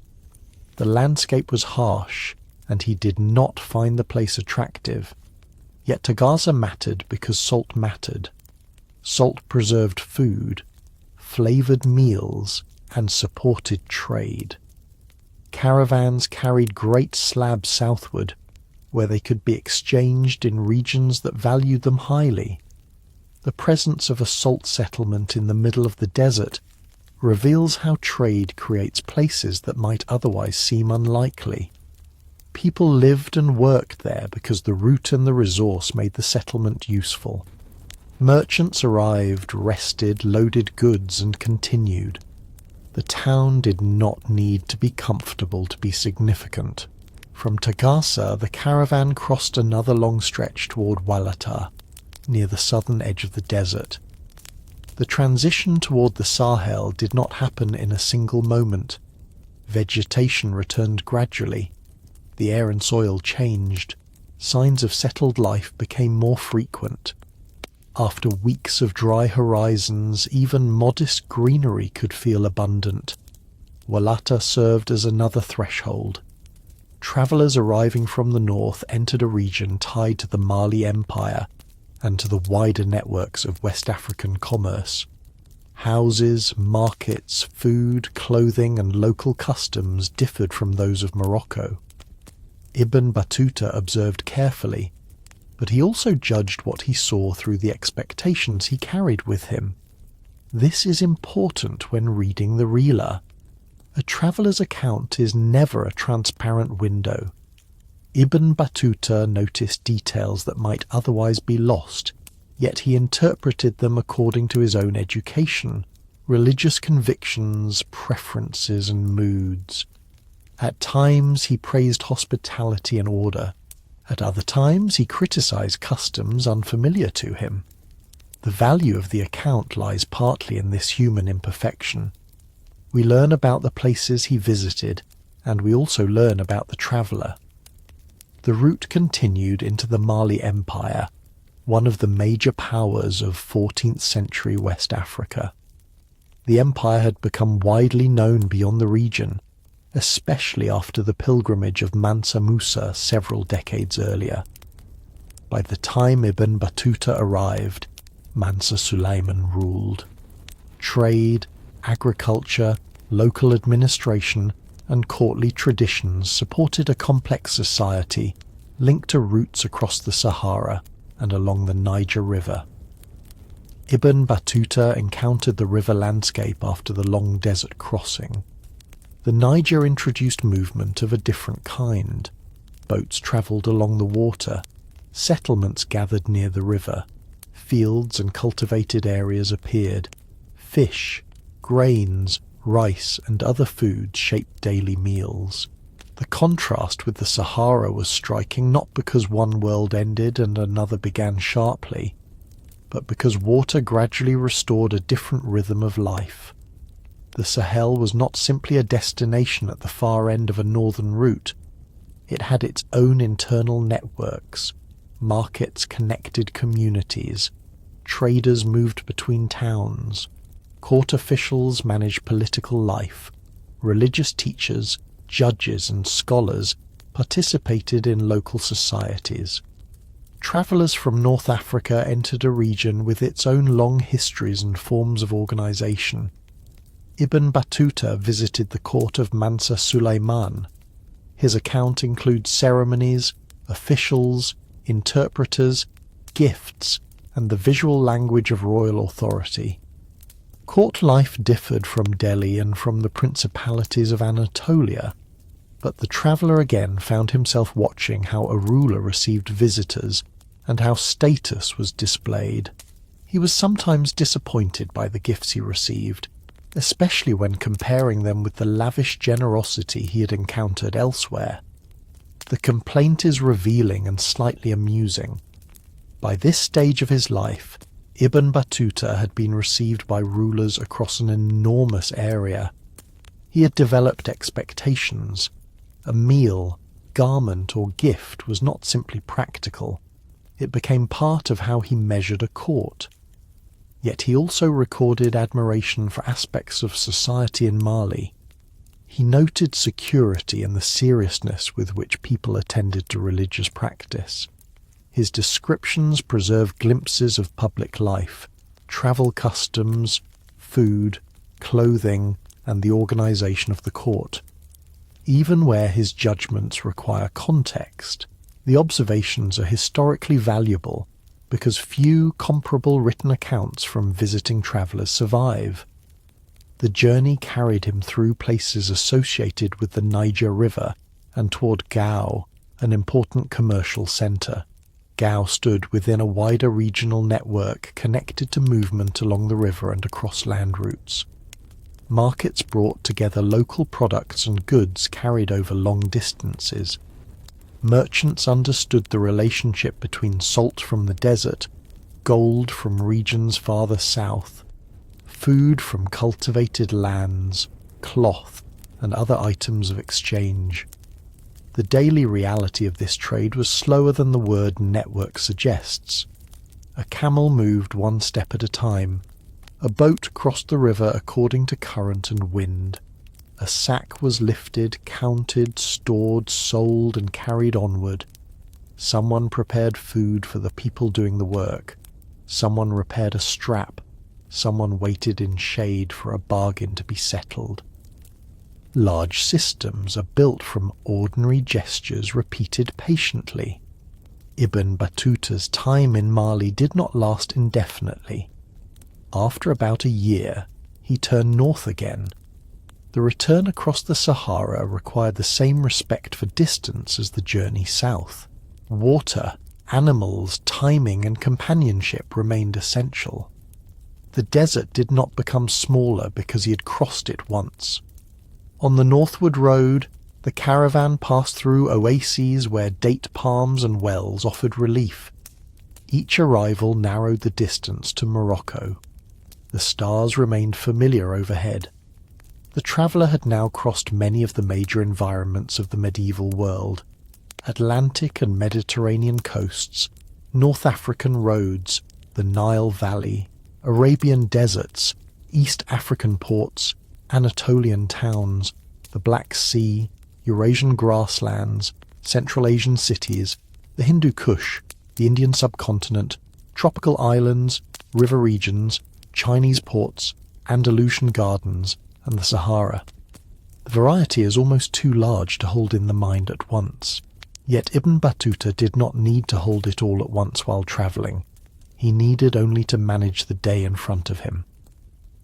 Reach the next station, water the animals, listen to the guide, accept a meal, find a place to rest, ask about the next road. By late 1353 or early 1354 he returned to Morocco. This time the major journeys were over. The traveller who had spent much of his adult life moving through the world would now begin the difficult work of turning remembered roads into words. The long roads of Ibn Battuta were possible because the medieval world contained more than roads. It contained relationships. A traveller crossed distance not only with the strength of an animal or the skill of a sailor, but with introductions, reputations, customs of hospitality, and institutions that offered a temporary place within an unfamiliar city. This network did not look the same everywhere. In one town, a scholar might receive a visitor in a private home. In another, a religious lodge provided a room and a meal. A ruler might send provisions to a respected pilgrim. A merchant could help arrange a ship. A judge might introduce a fellow student of law to local officials. The traveller moved from one form of welcome to another, learning which doors to approach and how to present himself. Ibn Battuta's education was central to this process. He left Tangier as a young man trained in Islamic law. In the cities of North Africa, Egypt, Syria, and Arabia, that training gave him a shared intellectual language with scholars he met along the way. He attended lessons, sought certifications, and visited respected teachers. These encounters were not only acts of personal devotion, they created a biography that could be understood by other educated people across the Islamic world. A teacher in Damascus might not know Tangier well, but he understood the seriousness of legal study.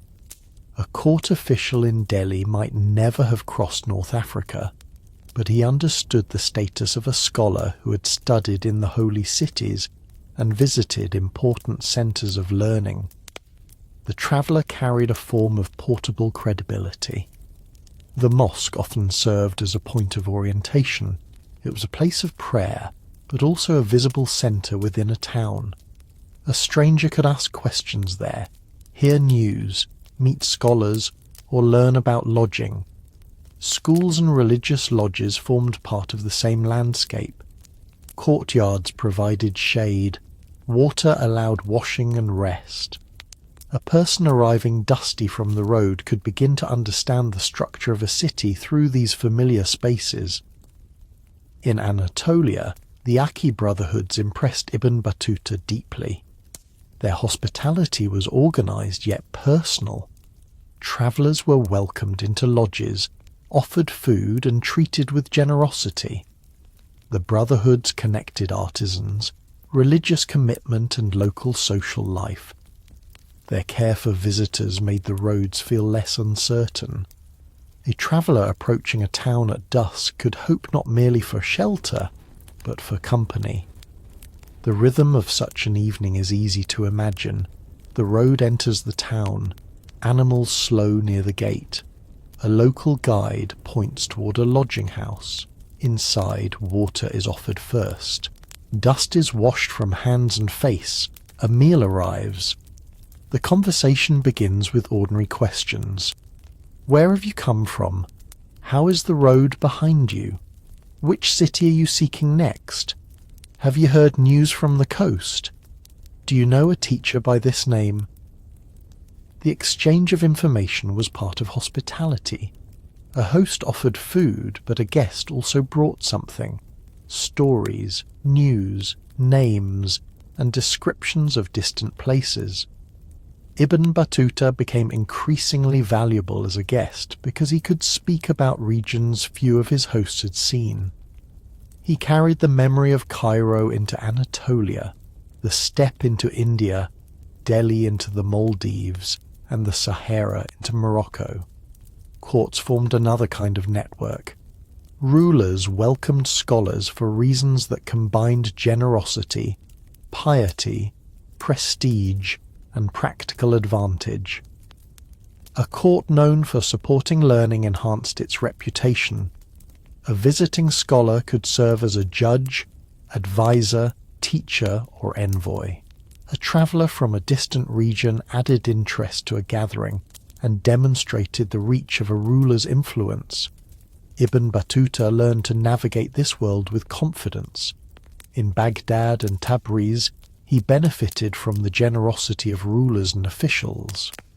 In the lands of the Golden Horde, he observed the scale of a moving court. In Delhi, he entered service as a qadi.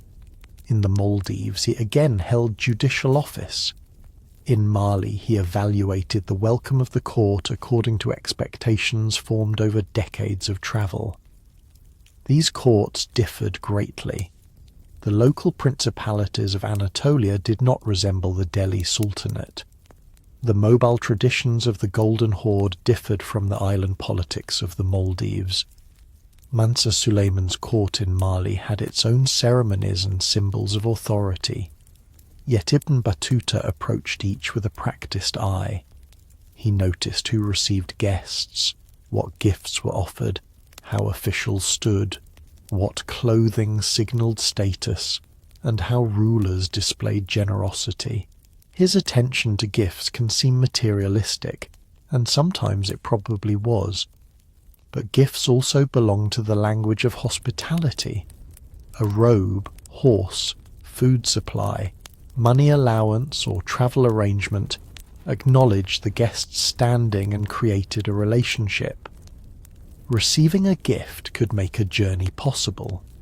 Complaining about a gift could reveal the expectations attached to rank. There were also limits to these networks. A traveller without the right introductions might remain outside them. A scholar's status did not remove the danger of illness, shipwreck, political suspicion, or a closed road. Ibn Battuta's education helped him, but luck helped him too. So did the labour of people whose names did not appear in the formal ceremonies of courts. Consider the distance between a royal gift and an actual journey. A ruler orders that a traveller receive provisions. Someone must prepare them. Someone assigns an animal. Someone measures grain or fills a water container. Someone writes an instruction. Someone carries the message. Someone checks that the order is understood at the next stage. A moment of courtly generosity becomes a chain of practical work. The same is true of a scholarly introduction. A respected teacher speaks kindly of a visitor. A local host opens a door. A meal is served. The traveller hears about a caravan departing in several days. A place is found among the group. The road continues because a relationship became action. Ibn Battuta's world was not unified in a simple sense. Political borders, local rivalries, religious differences, languages, climates, and customs mattered. Travel could become difficult quickly. Yet the repeated experience of being received by strangers gave the journey continuity. The traveller crossed difference through small acts of recognition. This is one reason the loneliness in Tunis remained so memorable. Ibn Battuta arrived before the network had gathered around him. Other travellers found relatives and acquaintances. He did not. For a brief moment the road had carried him into a crowd without a place. Then one person noticed and walked beside him. Decades later, that small kindness still deserved a place in the Rila. It mattered alongside palaces, ports and monuments. It revealed the basic truth beneath a great journey. Every traveller sometimes needs to be welcomed. A modern map can display Ibn Battuta's journeys in a single glance. Lines spread across North Africa, the Middle East, East Africa, Anatolia, Central Asia, India, Southeast Asia, China, Al-Andalus, and West Africa. The image is useful, but it can also create an illusion. It makes the road appear visible before the journey begins. Ibn Battuta did not experience the world from above. He experienced it from the level of the path, the saddle, the ship deck, the river bank, and the city gate. The horizon concealed most of the route. A traveller knew the name of a destination, the general direction, the reports of others, and the practical demands of the next stages. Beyond that, knowledge often arrived gradually. Maps existed in the medieval Islamic world, and geographical writing had a long tradition. Scholars described regions, routes, climates, seas, cities, and distances. Sailors possessed practical knowledge of coastlines and winds. Merchants understood trade corridors. Pilgrims knew the sequence of stations towards sacred places. But the traveller on the ground still depended on local expertise. A road could be known and uncertain at the same time. The pilgrimage route from Damascus to Mecca had established stopping points and water arrangements. Yet weather, health, animals, and the condition of the group affected every journey. The Sahara routes connected Morocco with West Africa through known oases and stations. Yet a caravan still required guides and careful preparation. The Indian Ocean linked ports across a huge region. Yet a ship could not command the winds. Seasonal winds shaped maritime travel especially strongly. Across the Indian Ocean, sailors made use of monsoon patterns. The word monsoon comes from an Arabic word connected to season. Winds changed direction at different times of year, affecting when vessels could travel safely and efficiently between Arabia, East Africa, India, and Southeast Asia. This meant that a port was not only a place of arrival and departure, it was a place of waiting. A traveller might spend weeks listening to the harbour.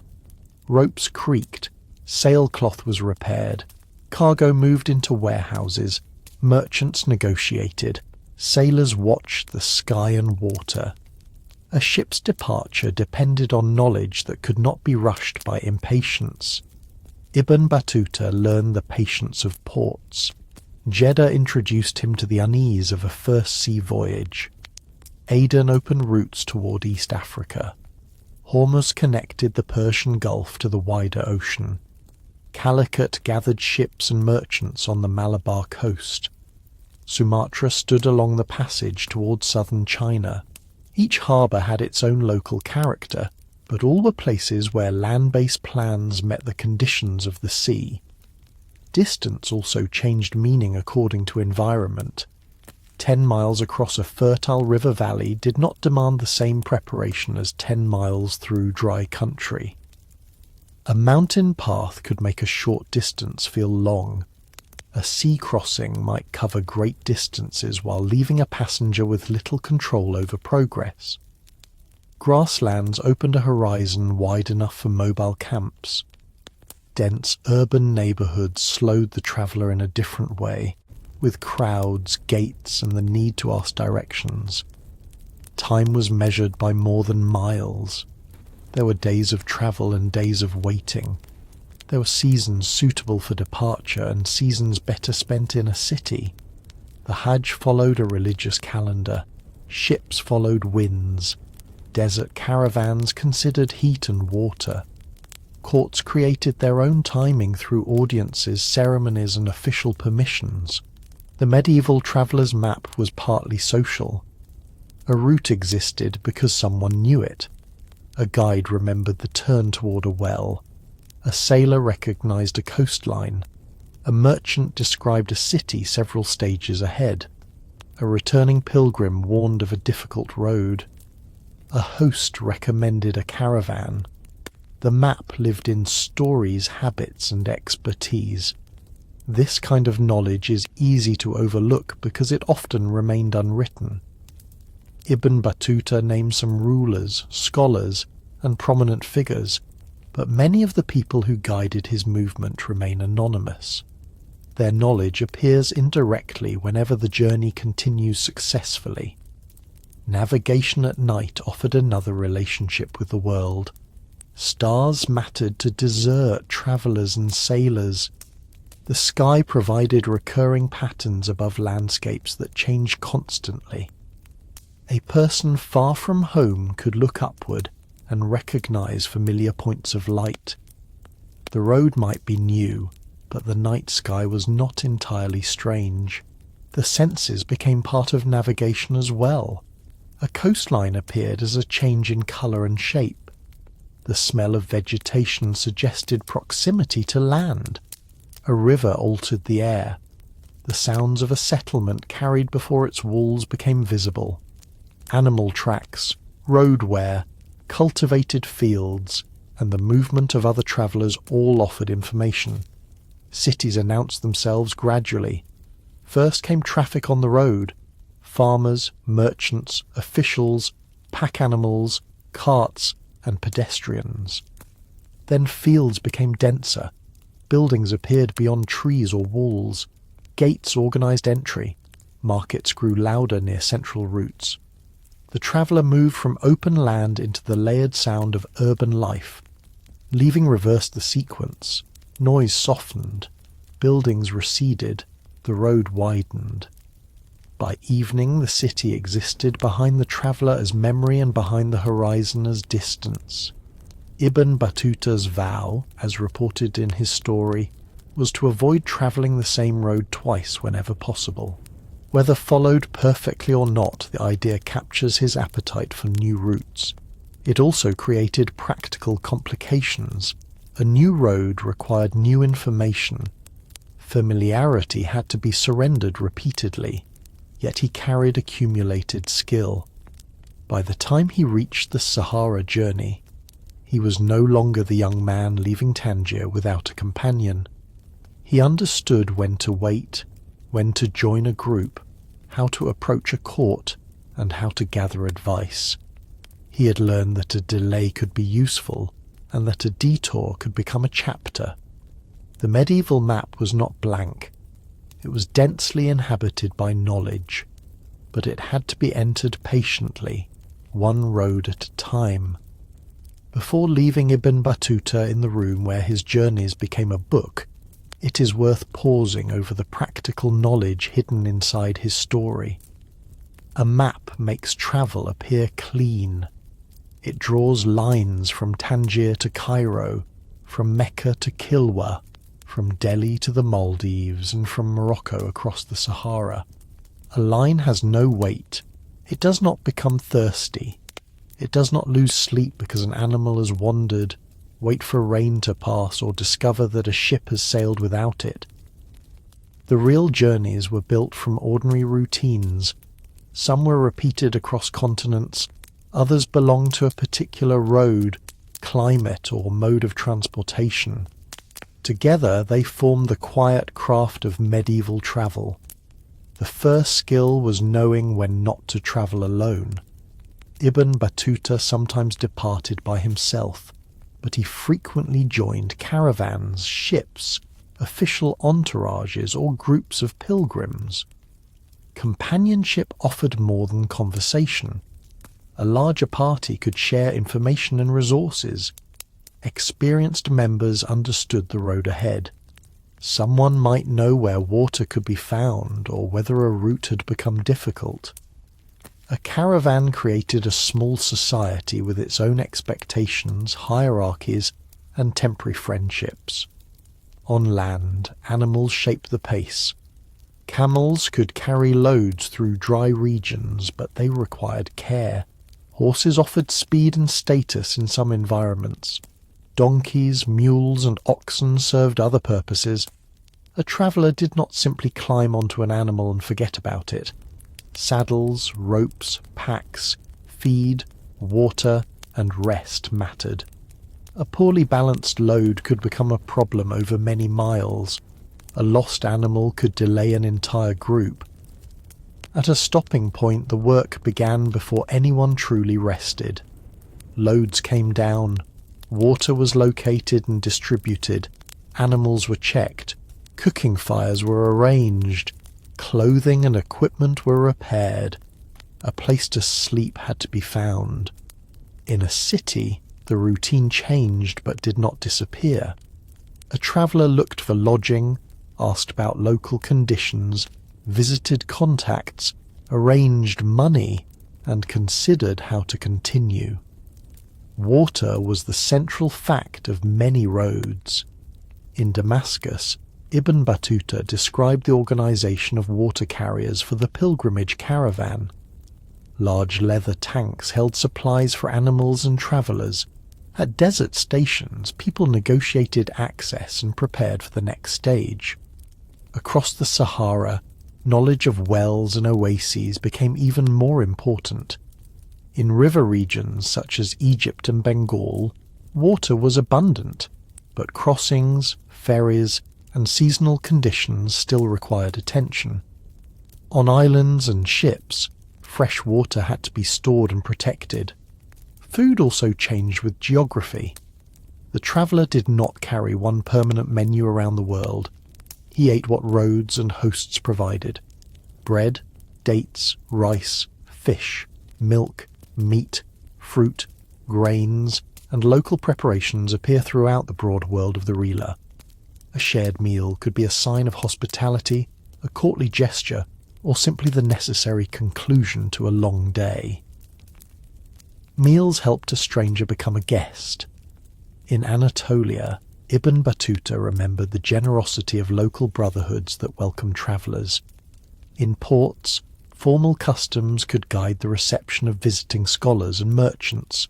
In private homes, a meal created time for conversation. The practical act of eating also carried social meaning. Who sat where, who served whom, what was offered, and how a guest responded could all matter. Clothing mattered too.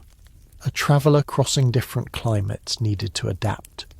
North African roads, Arabian deserts, the colder steppe, mountain passes, tropical islands, and the Sahara did not ask the same things of the body. Garments protected against sun, wind, dust, rain, and cold. Courtly clothing could also signal status. Robes and textiles were common gifts from rulers and patrons. A change of clothing could mark the transition from dusty traveller to honoured guest. Money and gifts passed through the story constantly. Ibn Battuta depended on generosity, but generosity existed within social systems. Rulers supported scholars and pilgrims partly from piety, partly from prestige, and partly because receiving distant visitors reinforced a court's reputation. A learned traveller carried news and stories.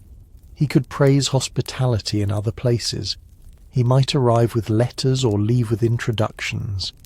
This patronage did not make travel easy, but it made long-distance movement possible. Ibn Battuta learned how to enter these networks. He knew the importance of visiting scholars, religious figures, judges and officials.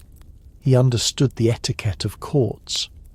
Over time, his own reputation travelled ahead of him.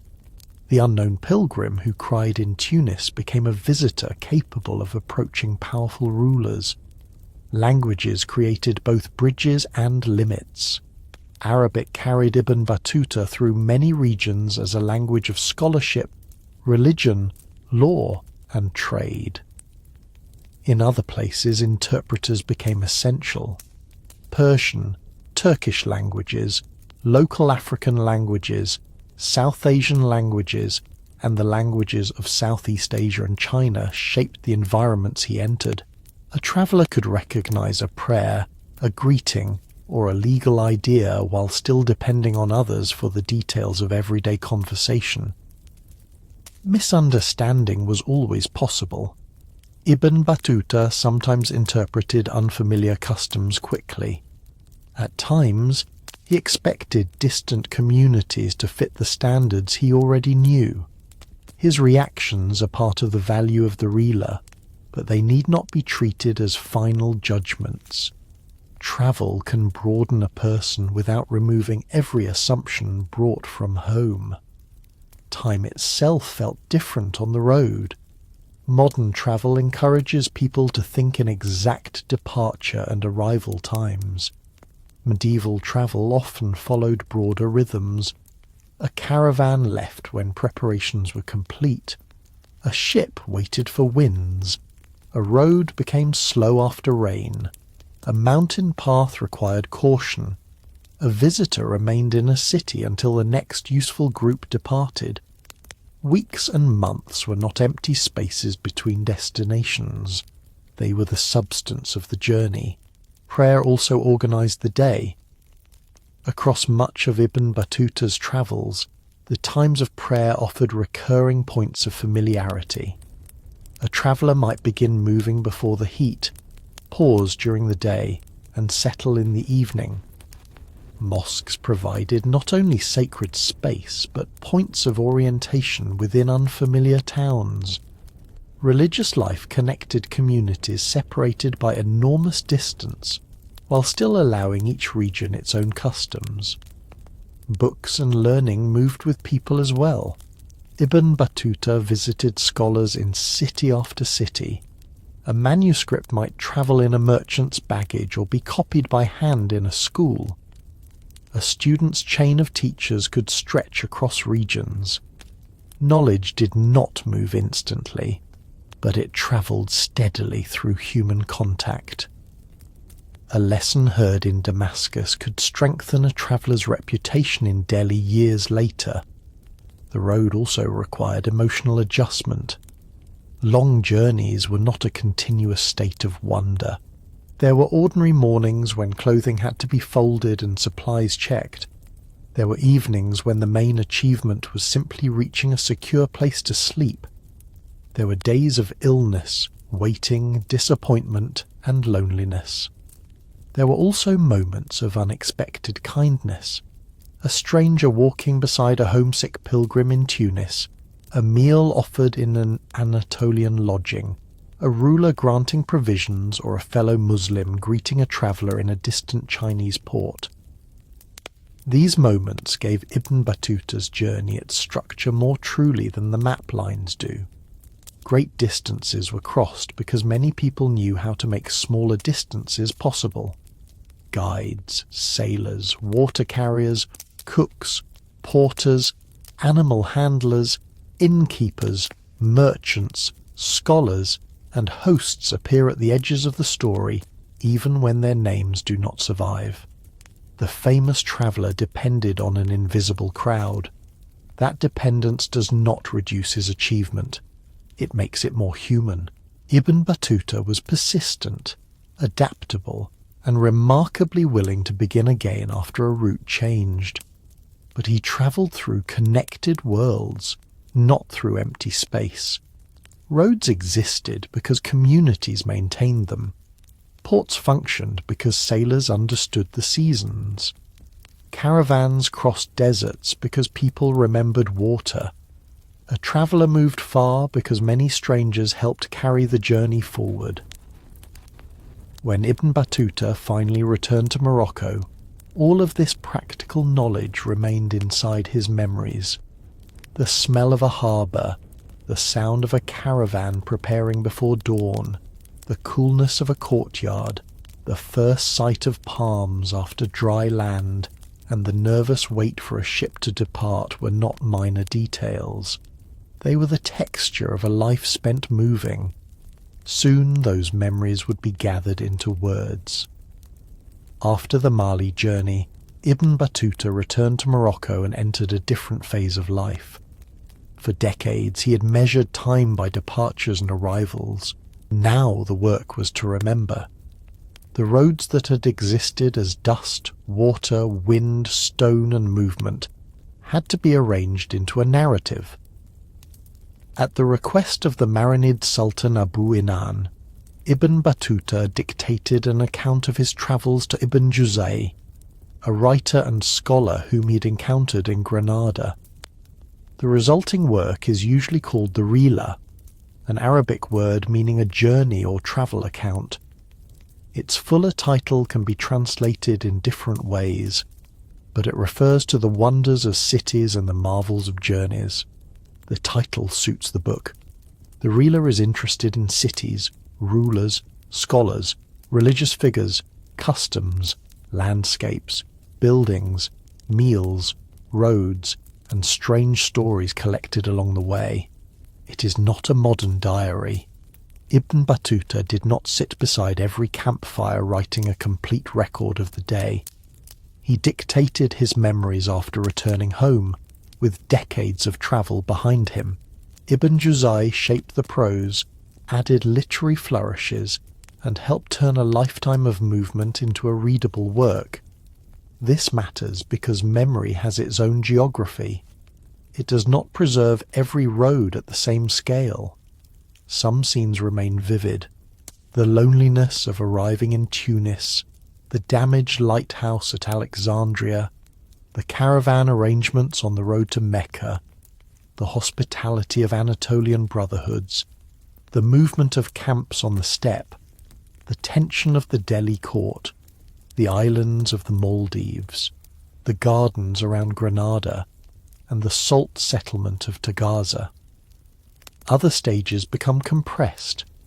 A long sea voyage may pass in a paragraph. Months in a region may leave only selected observations. Chronology sometimes becomes difficult to reconcile. A place visited once may be described beside a story heard from someone else. The traveller and the writer worked with a large store of memory, not a stack of perfectly ordered tickets and timetables. The imperfections do not erase the book's value. In some ways, they make it more revealing. The Rila shows what Ibn Battuta considered worth remembering. He noticed religious institutions because they mattered to him. He listed teachers and scholars because learning shaped his identity.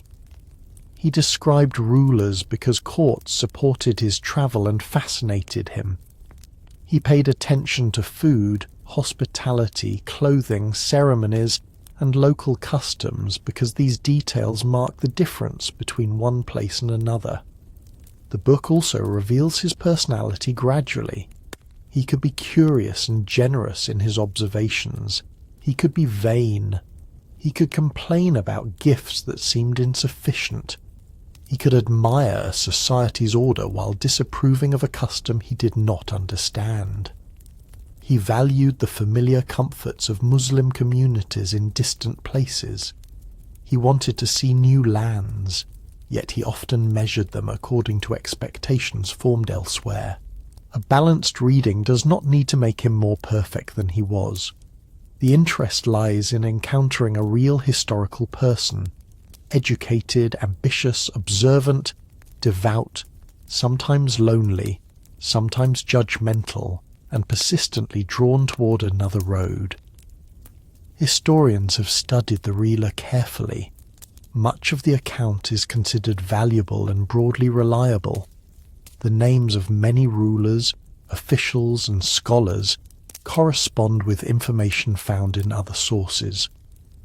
Ibn Battuta's descriptions of regions such as Anatolia, India, the Maldives, East Africa, and West Africa preserve observations that are difficult to find elsewhere. At the same time, some sections require caution. The claimed trip to Bulgar on the Upper Volga has been challenged strongly. Parts of the China itinerary remain debated. Dates in the Central Asian and Indian portions do not always fit neatly with the distances described. Memory, literary shaping, and the desire to tell a coherent story may have affected the final narrative. Historical caution is not a weakness. It is a form of respect for the past. The purpose is not to accept every sentence without question, or to dismiss the entire account because questions remain. The better approach is to notice where the evidence is strong, where uncertainty continues, and what the narrative can still teach us. The Rila teaches us that the medieval world was connected on a scale that can surprise modern listeners. Ibn Battuta travelled through a broad Islamic world linked by pilgrimage, scholarship, trade, law, language, and patronage. Yet he also travelled beyond it, entering societies with different religious and cultural traditions. His routes crossed political borders, seas, and environmental zones without making those differences disappear. The book teaches us that hospitality was a form of infrastructure. Modern travellers depend on roads, tickets, hotels, and digital information. Ibn Battuta depended on people. A scholar in one city introduced him to someone in another. A ruler offered provisions. A brotherhood opened a lodging. A caravan guide knew the water stations. A sailor understood the winds. A local official arranged a meeting. A stranger noticed tears in Tunis and offered conversation. The book teaches us that travel can be both outward and inward without becoming sentimental. Ibn Battuta did not write a modern memoir of personal transformation, yet the narrative allows us to see how movement altered his life. The first pilgrimage opened into decades of wandering. A legal education became a passport of sorts. A young traveller learned how to approach courts. A man from Tangier became someone who could compare the ports of Alexandria, Calicut, and southern China from memory. The Rila also invites a quieter question. What does a person remember after travelling so far? Not every mile, not every meal, not every night beneath a roof or sky. Memory selects.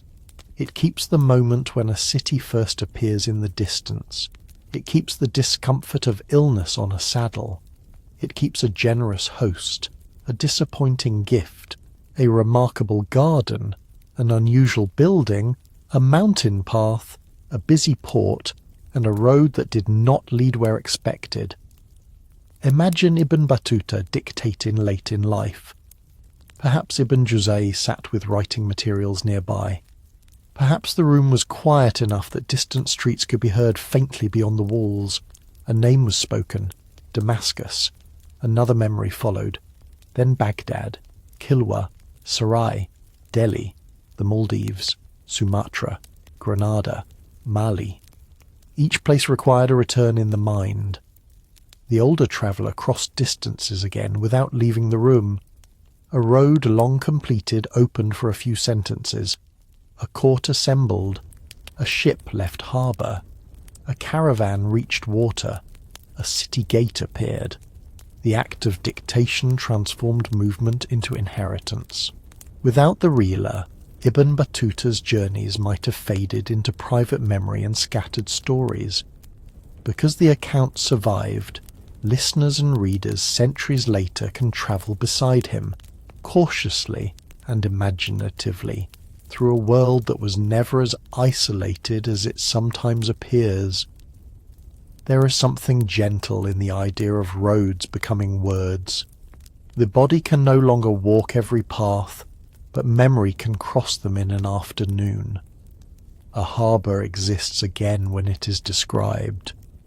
A garden returns when someone remembers water moving through its channels. A stranger's kindness lasts because it was spoken aloud and written down.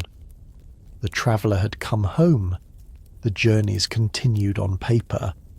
Calling Ibn Battuta the greatest Arab traveller of the medieval world is a useful invitation, but it should remain an invitation rather than a rigid verdict.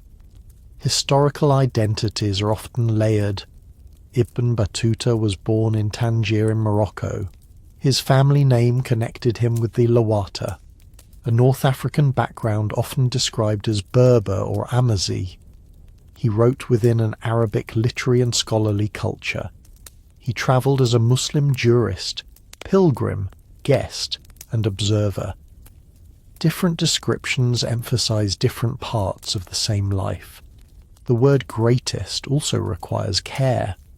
Travel is not a competition that can be measured only by distance. Some journeys are remembered because they opened new routes. Some matter because they produced maps, scientific observations, or diplomatic exchanges. Some survive because a writer preserved details that would otherwise have disappeared. Ibn Battuta's distinction lies in the extraordinary breadth of his movement and in the richness of the account attached to it. He did not discover empty lands. The places he visited were already known to the people who lived there, and often well known to merchants, pilgrims, sailors, and scholars moving through regional networks. His achievement was not to place these societies onto a map for the first time. It was to travel through an unusually wide portion of the connected medieval world and leave behind a narrative full of human observation. For European audiences, Ibn Battuta is sometimes compared with Marco Polo. The comparison can be useful in moderation. Both men are associated with long-distance medieval travel and accounts reaching across Asia. Yet their lives, purposes, routes, and literary histories differed. Marco Polo travelled within a family and commercial context shaped by Venice and Mongol Eurasia. Ibn Battuta began as a pilgrim and scholar from Tangier, then moved repeatedly through religious, legal and courtly networks. There is no need to turn either traveller into the measure of the other. Ibn Battuta's route was remarkable, partly because it kept expanding. He did not complete one grand expedition with a single destination. He made a sequence of choices. The first road led toward Mecca. From there, other roads became imaginable. A return to Mecca was followed by a departure toward Yemen. The East African coast led toward Oman and Hormuz. Stories of Delhi encouraged an indirect northern route. A disrupted embassy opened a period in the Maldives. A return to Morocco was followed by Granada and Mali. The pattern suggests restlessness, but it also suggests confidence acquired gradually. The young man who wept in Tunis became skilled at entering new environments. He understood how to find scholars, approach officials, and join larger networks of movement. He learned that a delay did not always mean defeat. A traveller could wait for a caravan, change ships, accept a new appointment, or turn an interrupted route into another chapter. There was ambition in this life. Ibn Battuta enjoyed recognition. He valued gifts and status. He wanted rulers to receive him generously. He sometimes spoke of his own experiences with pride. A gentle script does not need to remove these traits. They keep him from becoming a distant symbol. He was a person with preferences, disappointments, loyalties, and a strong sense of his own place in the world. There was also vulnerability. Illness on the road weakened him. Loneliness affected him. Political uncertainty in Delhi worried him. The loss of the embassy gifts left him unsure of his next move. Returning to Morocco brought the knowledge that his parents had died during his absence. The scale of the journey did not make him immune to ordinary human sorrow. Perhaps that is why his story remains approachable, despite its extraordinary distance. The traveller is impressive, but not unreachable. He does not cross the world without discomfort. He adapts imperfectly. He judges quickly at times. He depends on other people constantly. He continues anyway. The title also points toward a broader history of Arab and Muslim travel writing.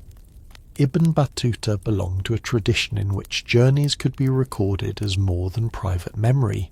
The Rila genre brought together geography, scholarship, pilgrimage, biography, marvels, and social observation. A traveller might describe roads and cities while also naming teachers, rulers, shrines, and customs. The result was not a modern guidebook, but a layered literary form shaped by the interests of its time. Arabic served Ibn Battuta as a language of learning and narration across an enormous world. It allowed his memories to be shaped into a book read far beyond Tangier. Yet the places he visited were linguistically diverse. Arabic existed beside Persian, Turkish languages, African languages, South Asian languages, and many others. The traveller's world was connected without being uniform. The same is true of Islam in the Rila. Shared faith created points of recognition across distance. A mosque, scholar, judge, or religious lodge could make a city more navigable. Yet communities practiced daily life in local ways. Architecture, food, clothing, customs, and political traditions varied widely. Ibn Battuta's reactions sometimes reveal his surprise when the familiar appeared in an unfamiliar form. The title, then, should open the door to complexity.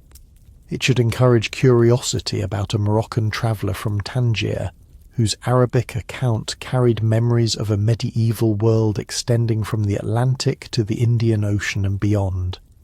It should not flatten him into a slogan. Near the end of the journey, imagine him back in Morocco, no longer young, with the major roads behind him.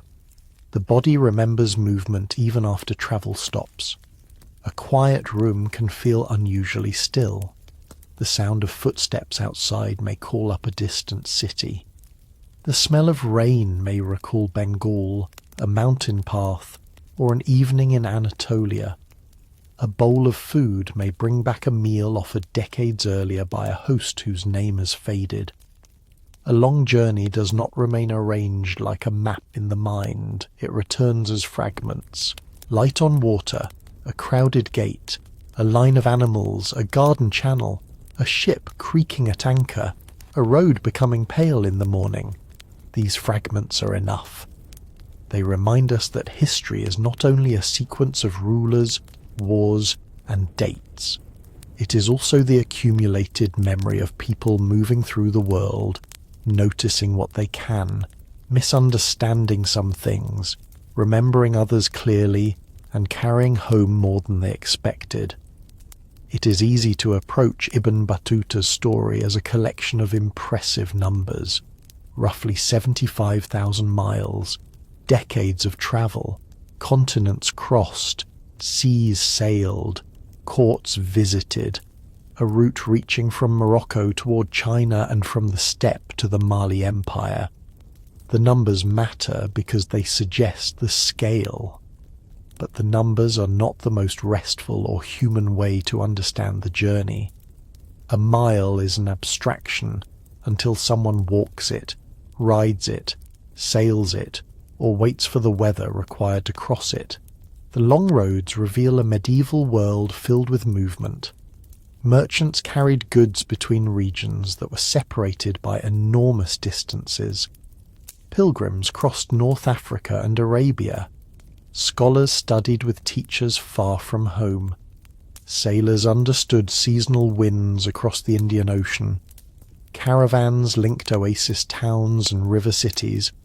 Courts competed for prestige by welcoming learned visitors.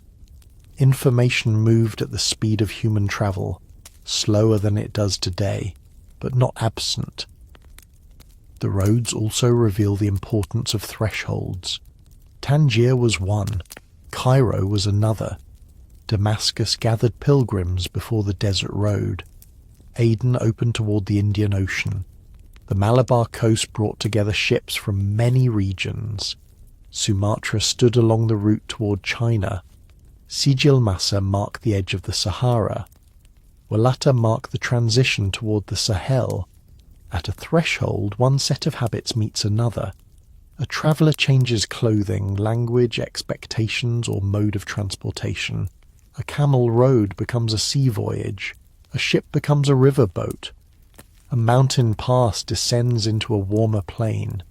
The ordinary routines of life continue, but they take on new forms. Ibn Battuta often searched for familiarity with indifference. A mosque in a distant city offered orientation. A legal discussion gave him a role he understood. A shared meal turned strangers into hosts and guests. A Muslim community in a Chinese port felt like family because the surrounding world felt less familiar. At the same time, he remained fascinated by difference. Why else continue? He noticed the organization of moving camps on the steppe. He compared ports. He recorded island customs in the Maldives. He described court ceremonies in Mali. He admired the gardens of Granada. The road gave him a reason to look closely. There is a useful tension here. Travel can make the world feel larger because each place contains details that cannot be reduced to a map. It can also make the world feel connected because roads, seas, and human needs repeat. Everywhere, people require food, water, shelter, work, rest, and companionship. Everywhere, communities find ways to welcome some visitors and remain cautious with others. Everywhere, a traveller must learn when to speak, when to listen, and when to accept that understanding will remain incomplete. The long roads reveal that Ibn Battuta was both exceptional and dependent. Few people travelled as widely as he did. His persistence was unusual. His willingness to begin another journey after returning from an earlier one seems almost inexhaustible. Yet he never travelled alone in the larger sense. He relied on guides, sailors, water carriers, hosts, patrons, translators, servants, officials, and fellow pilgrims. His story belongs partly to all the unnamed people who made travel possible.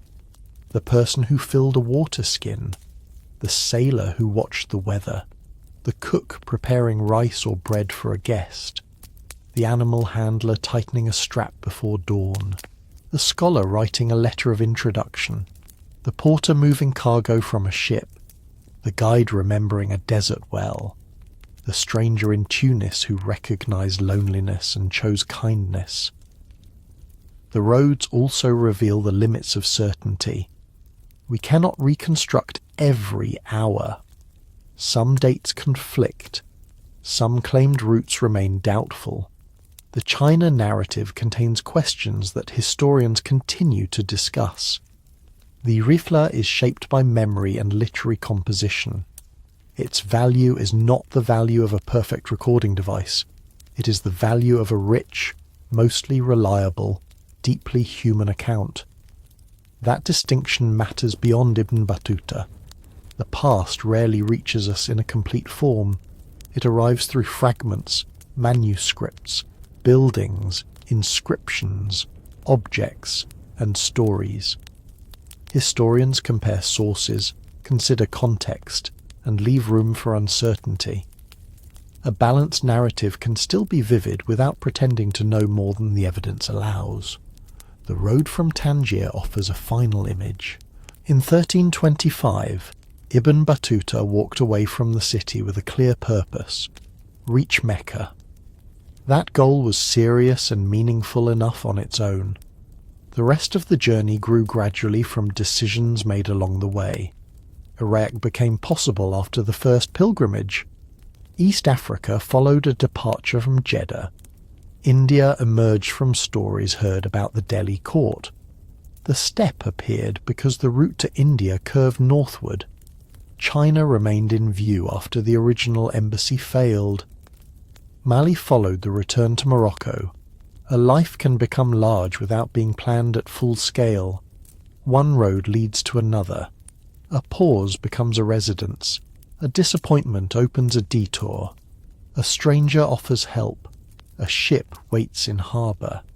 A traveller asks what lies beyond the next horizon. For listeners trying to rest, there may be comfort in the slow pace hidden inside this extraordinary story. Ibn Battuta's journeys were not made all at once. The distance was divided into days. Each day contained manageable things: a meal, a prayer, a stretch of road, a conversation, a place to sleep. The world did not need to be crossed before nightfall. Neither does anything else. After the Rila was completed, Ibn Battuta recedes from the historical record. The contrast is striking. For decades his life had unfolded across an enormous geography. He had moved between courts, ports, mosques, caravans, islands, and river valleys. Then the roads grew quiet and the surviving details became uncertain. Some accounts suggest that he served as a qadi in Morocco during his later years. It would have been an appropriate return to the work for which he had first been educated in Tangier. The young student who once left home for pilgrimage may have ended his life hearing local disputes, considering legal questions, and participating in the settled routines of a community. The exact date of his death is not certain. Different references place it in the late 1360s or somewhat later. Tradition associates his burial with Tangier, although the evidence is not complete. The uncertainty is fitting in a gentle way. A traveller whose routes cannot always be reconstructed perfectly also leaves the final stage of his life partly beyond view. It is possible to imagine ordinary days after the great journeys. Morning light enters a room in Morocco. Papers rest on a low table. Outside, the sounds of a town begin gradually. Doors opening, footsteps, animals, conversation, the distant movement of work. The sea air may carry memories of departure, but no ship needs to be boarded that day. Perhaps visitors ask questions. What was Delhi like? How wide was the steppe? Did the islands truly sit so low against the sea? What did the Niger River look like after the Sahara? Which city had the finest gardens? Which road was the most difficult? Which host was the most generous? A traveller can answer such questions in many ways. He can list facts. He can repeat a favourite story. He can compare a distant place with something familiar. Or he can pause because the memory has returned more vividly than expected. By then, Ibn Battuta had spent much of his adult life away from Tangier. Settled life may have felt peaceful, strange, or both. The habits of travel do not disappear immediately. A person accustomed to listening for departure may still notice the sound of hooves in a street, or the sight of luggage being tied onto an animal. A harbour can remain full of imagined destinations even when one has chosen to stay on shore. The reeler allowed movement to continue in another form. Its pages carried Ibn Battuta's memories beyond Morocco. Readers encountered cities they would never visit, customs they had not seen, and rulers whose courts stood far beyond their own experience. The book travelled even when its author no longer did. Its survival was not automatic. A manuscript had to be copied, preserved, read, and carried from one generation to another. Scribes worked slowly. Libraries and private collections protected texts unevenly. Political changes, damp air, fire, neglect, and simple accident could erase a work. That the reeler remained available at all is part of its quiet history. Later readers approached it for different reasons. Some were interested in geography. Others cared about courts, religious practice, trade routes, language, or everyday customs. Modern historians compare its stories with other evidence and ask careful questions.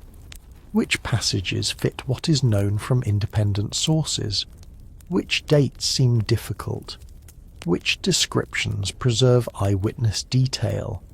Which stories may have been reshaped by memory or literary convention?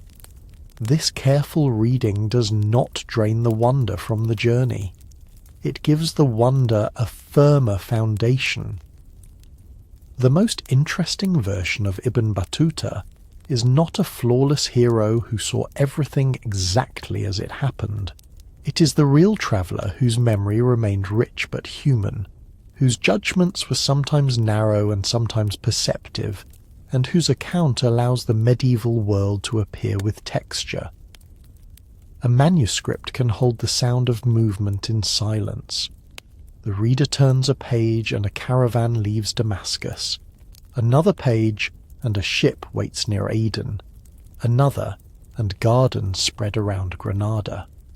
The paper remains still, but the roads open again. Centuries later, the account still serves a similar purpose. It reminds us that the medieval world was active, connected, and full of people whose lives crossed boundaries. It preserves the voice of one observer, not the whole truth of every place he visited. That limitation does not diminish the journey. It gives the listener a reason to remain thoughtful. There is no need to imagine Ibn Battuta ending his life with one final dramatic scene. A quieter ending suits him better. The road had already given him enough stories. The room could remain still. The city outside could continue with its own routines. Somewhere, another caravan prepared to depart without him. And so we return, at last, to the quiet beginning. Tangier rests beside the sea. The streets grow softer after sunset. Somewhere beyond the walls, a road extends eastward through the darkness.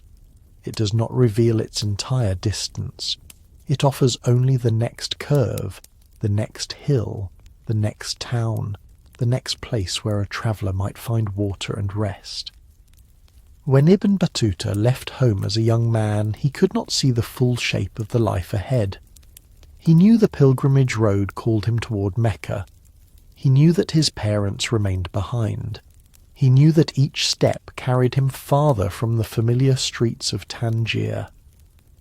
Over the years, the road widened into a world. It passed through Cairo beside the Nile and Damascus among gardens. It moved across the pilgrimage stations of Arabia and through Baghdad beside the Tigris. It followed the Red Sea toward Yemen and the Indian Ocean toward the ports of East Africa. It crossed Anatolia, the Black Sea and the steppe. It climbed through Central Asian routes and descended toward India. It reached islands, river valleys, distant harbours, Andalusian gardens, Saharan salt roads, and the waters of the Niger. Yet the journey was never only a list of places. It was made from smaller moments. A saddle secured before dawn, a waterskin filled, a shaded courtyard after a hot day, a meal shared with strangers, a harbour watched in the evening, a change of wind, the first sight of palms after dry land, the first lamps of a city after the road has grown dark. The reeler preserved these fragments because Ibn Battuta remembered them, and because Ibn Juzai helped shape them into a book. The account does not answer every question. It does something quieter and perhaps more valuable. It lets us sit for a while beside a traveller who crossed an interconnected medieval world and remained attentive to the human details along the way. Somewhere, a caravan is settling for the night. Animals rest beneath the stars. Cooking fires burn low. A few voices remain awake, speaking softly about the next stage of the journey. Beyond the camp, the road continues, pale beneath the moon and almost silent. There will be time enough for the next road tomorrow. For now, the traveller can rest, and so can you. Good night. Thank you for watching Something About Sleep. Since you're clearly still awake, why don't you click on the next video and we'll see you there.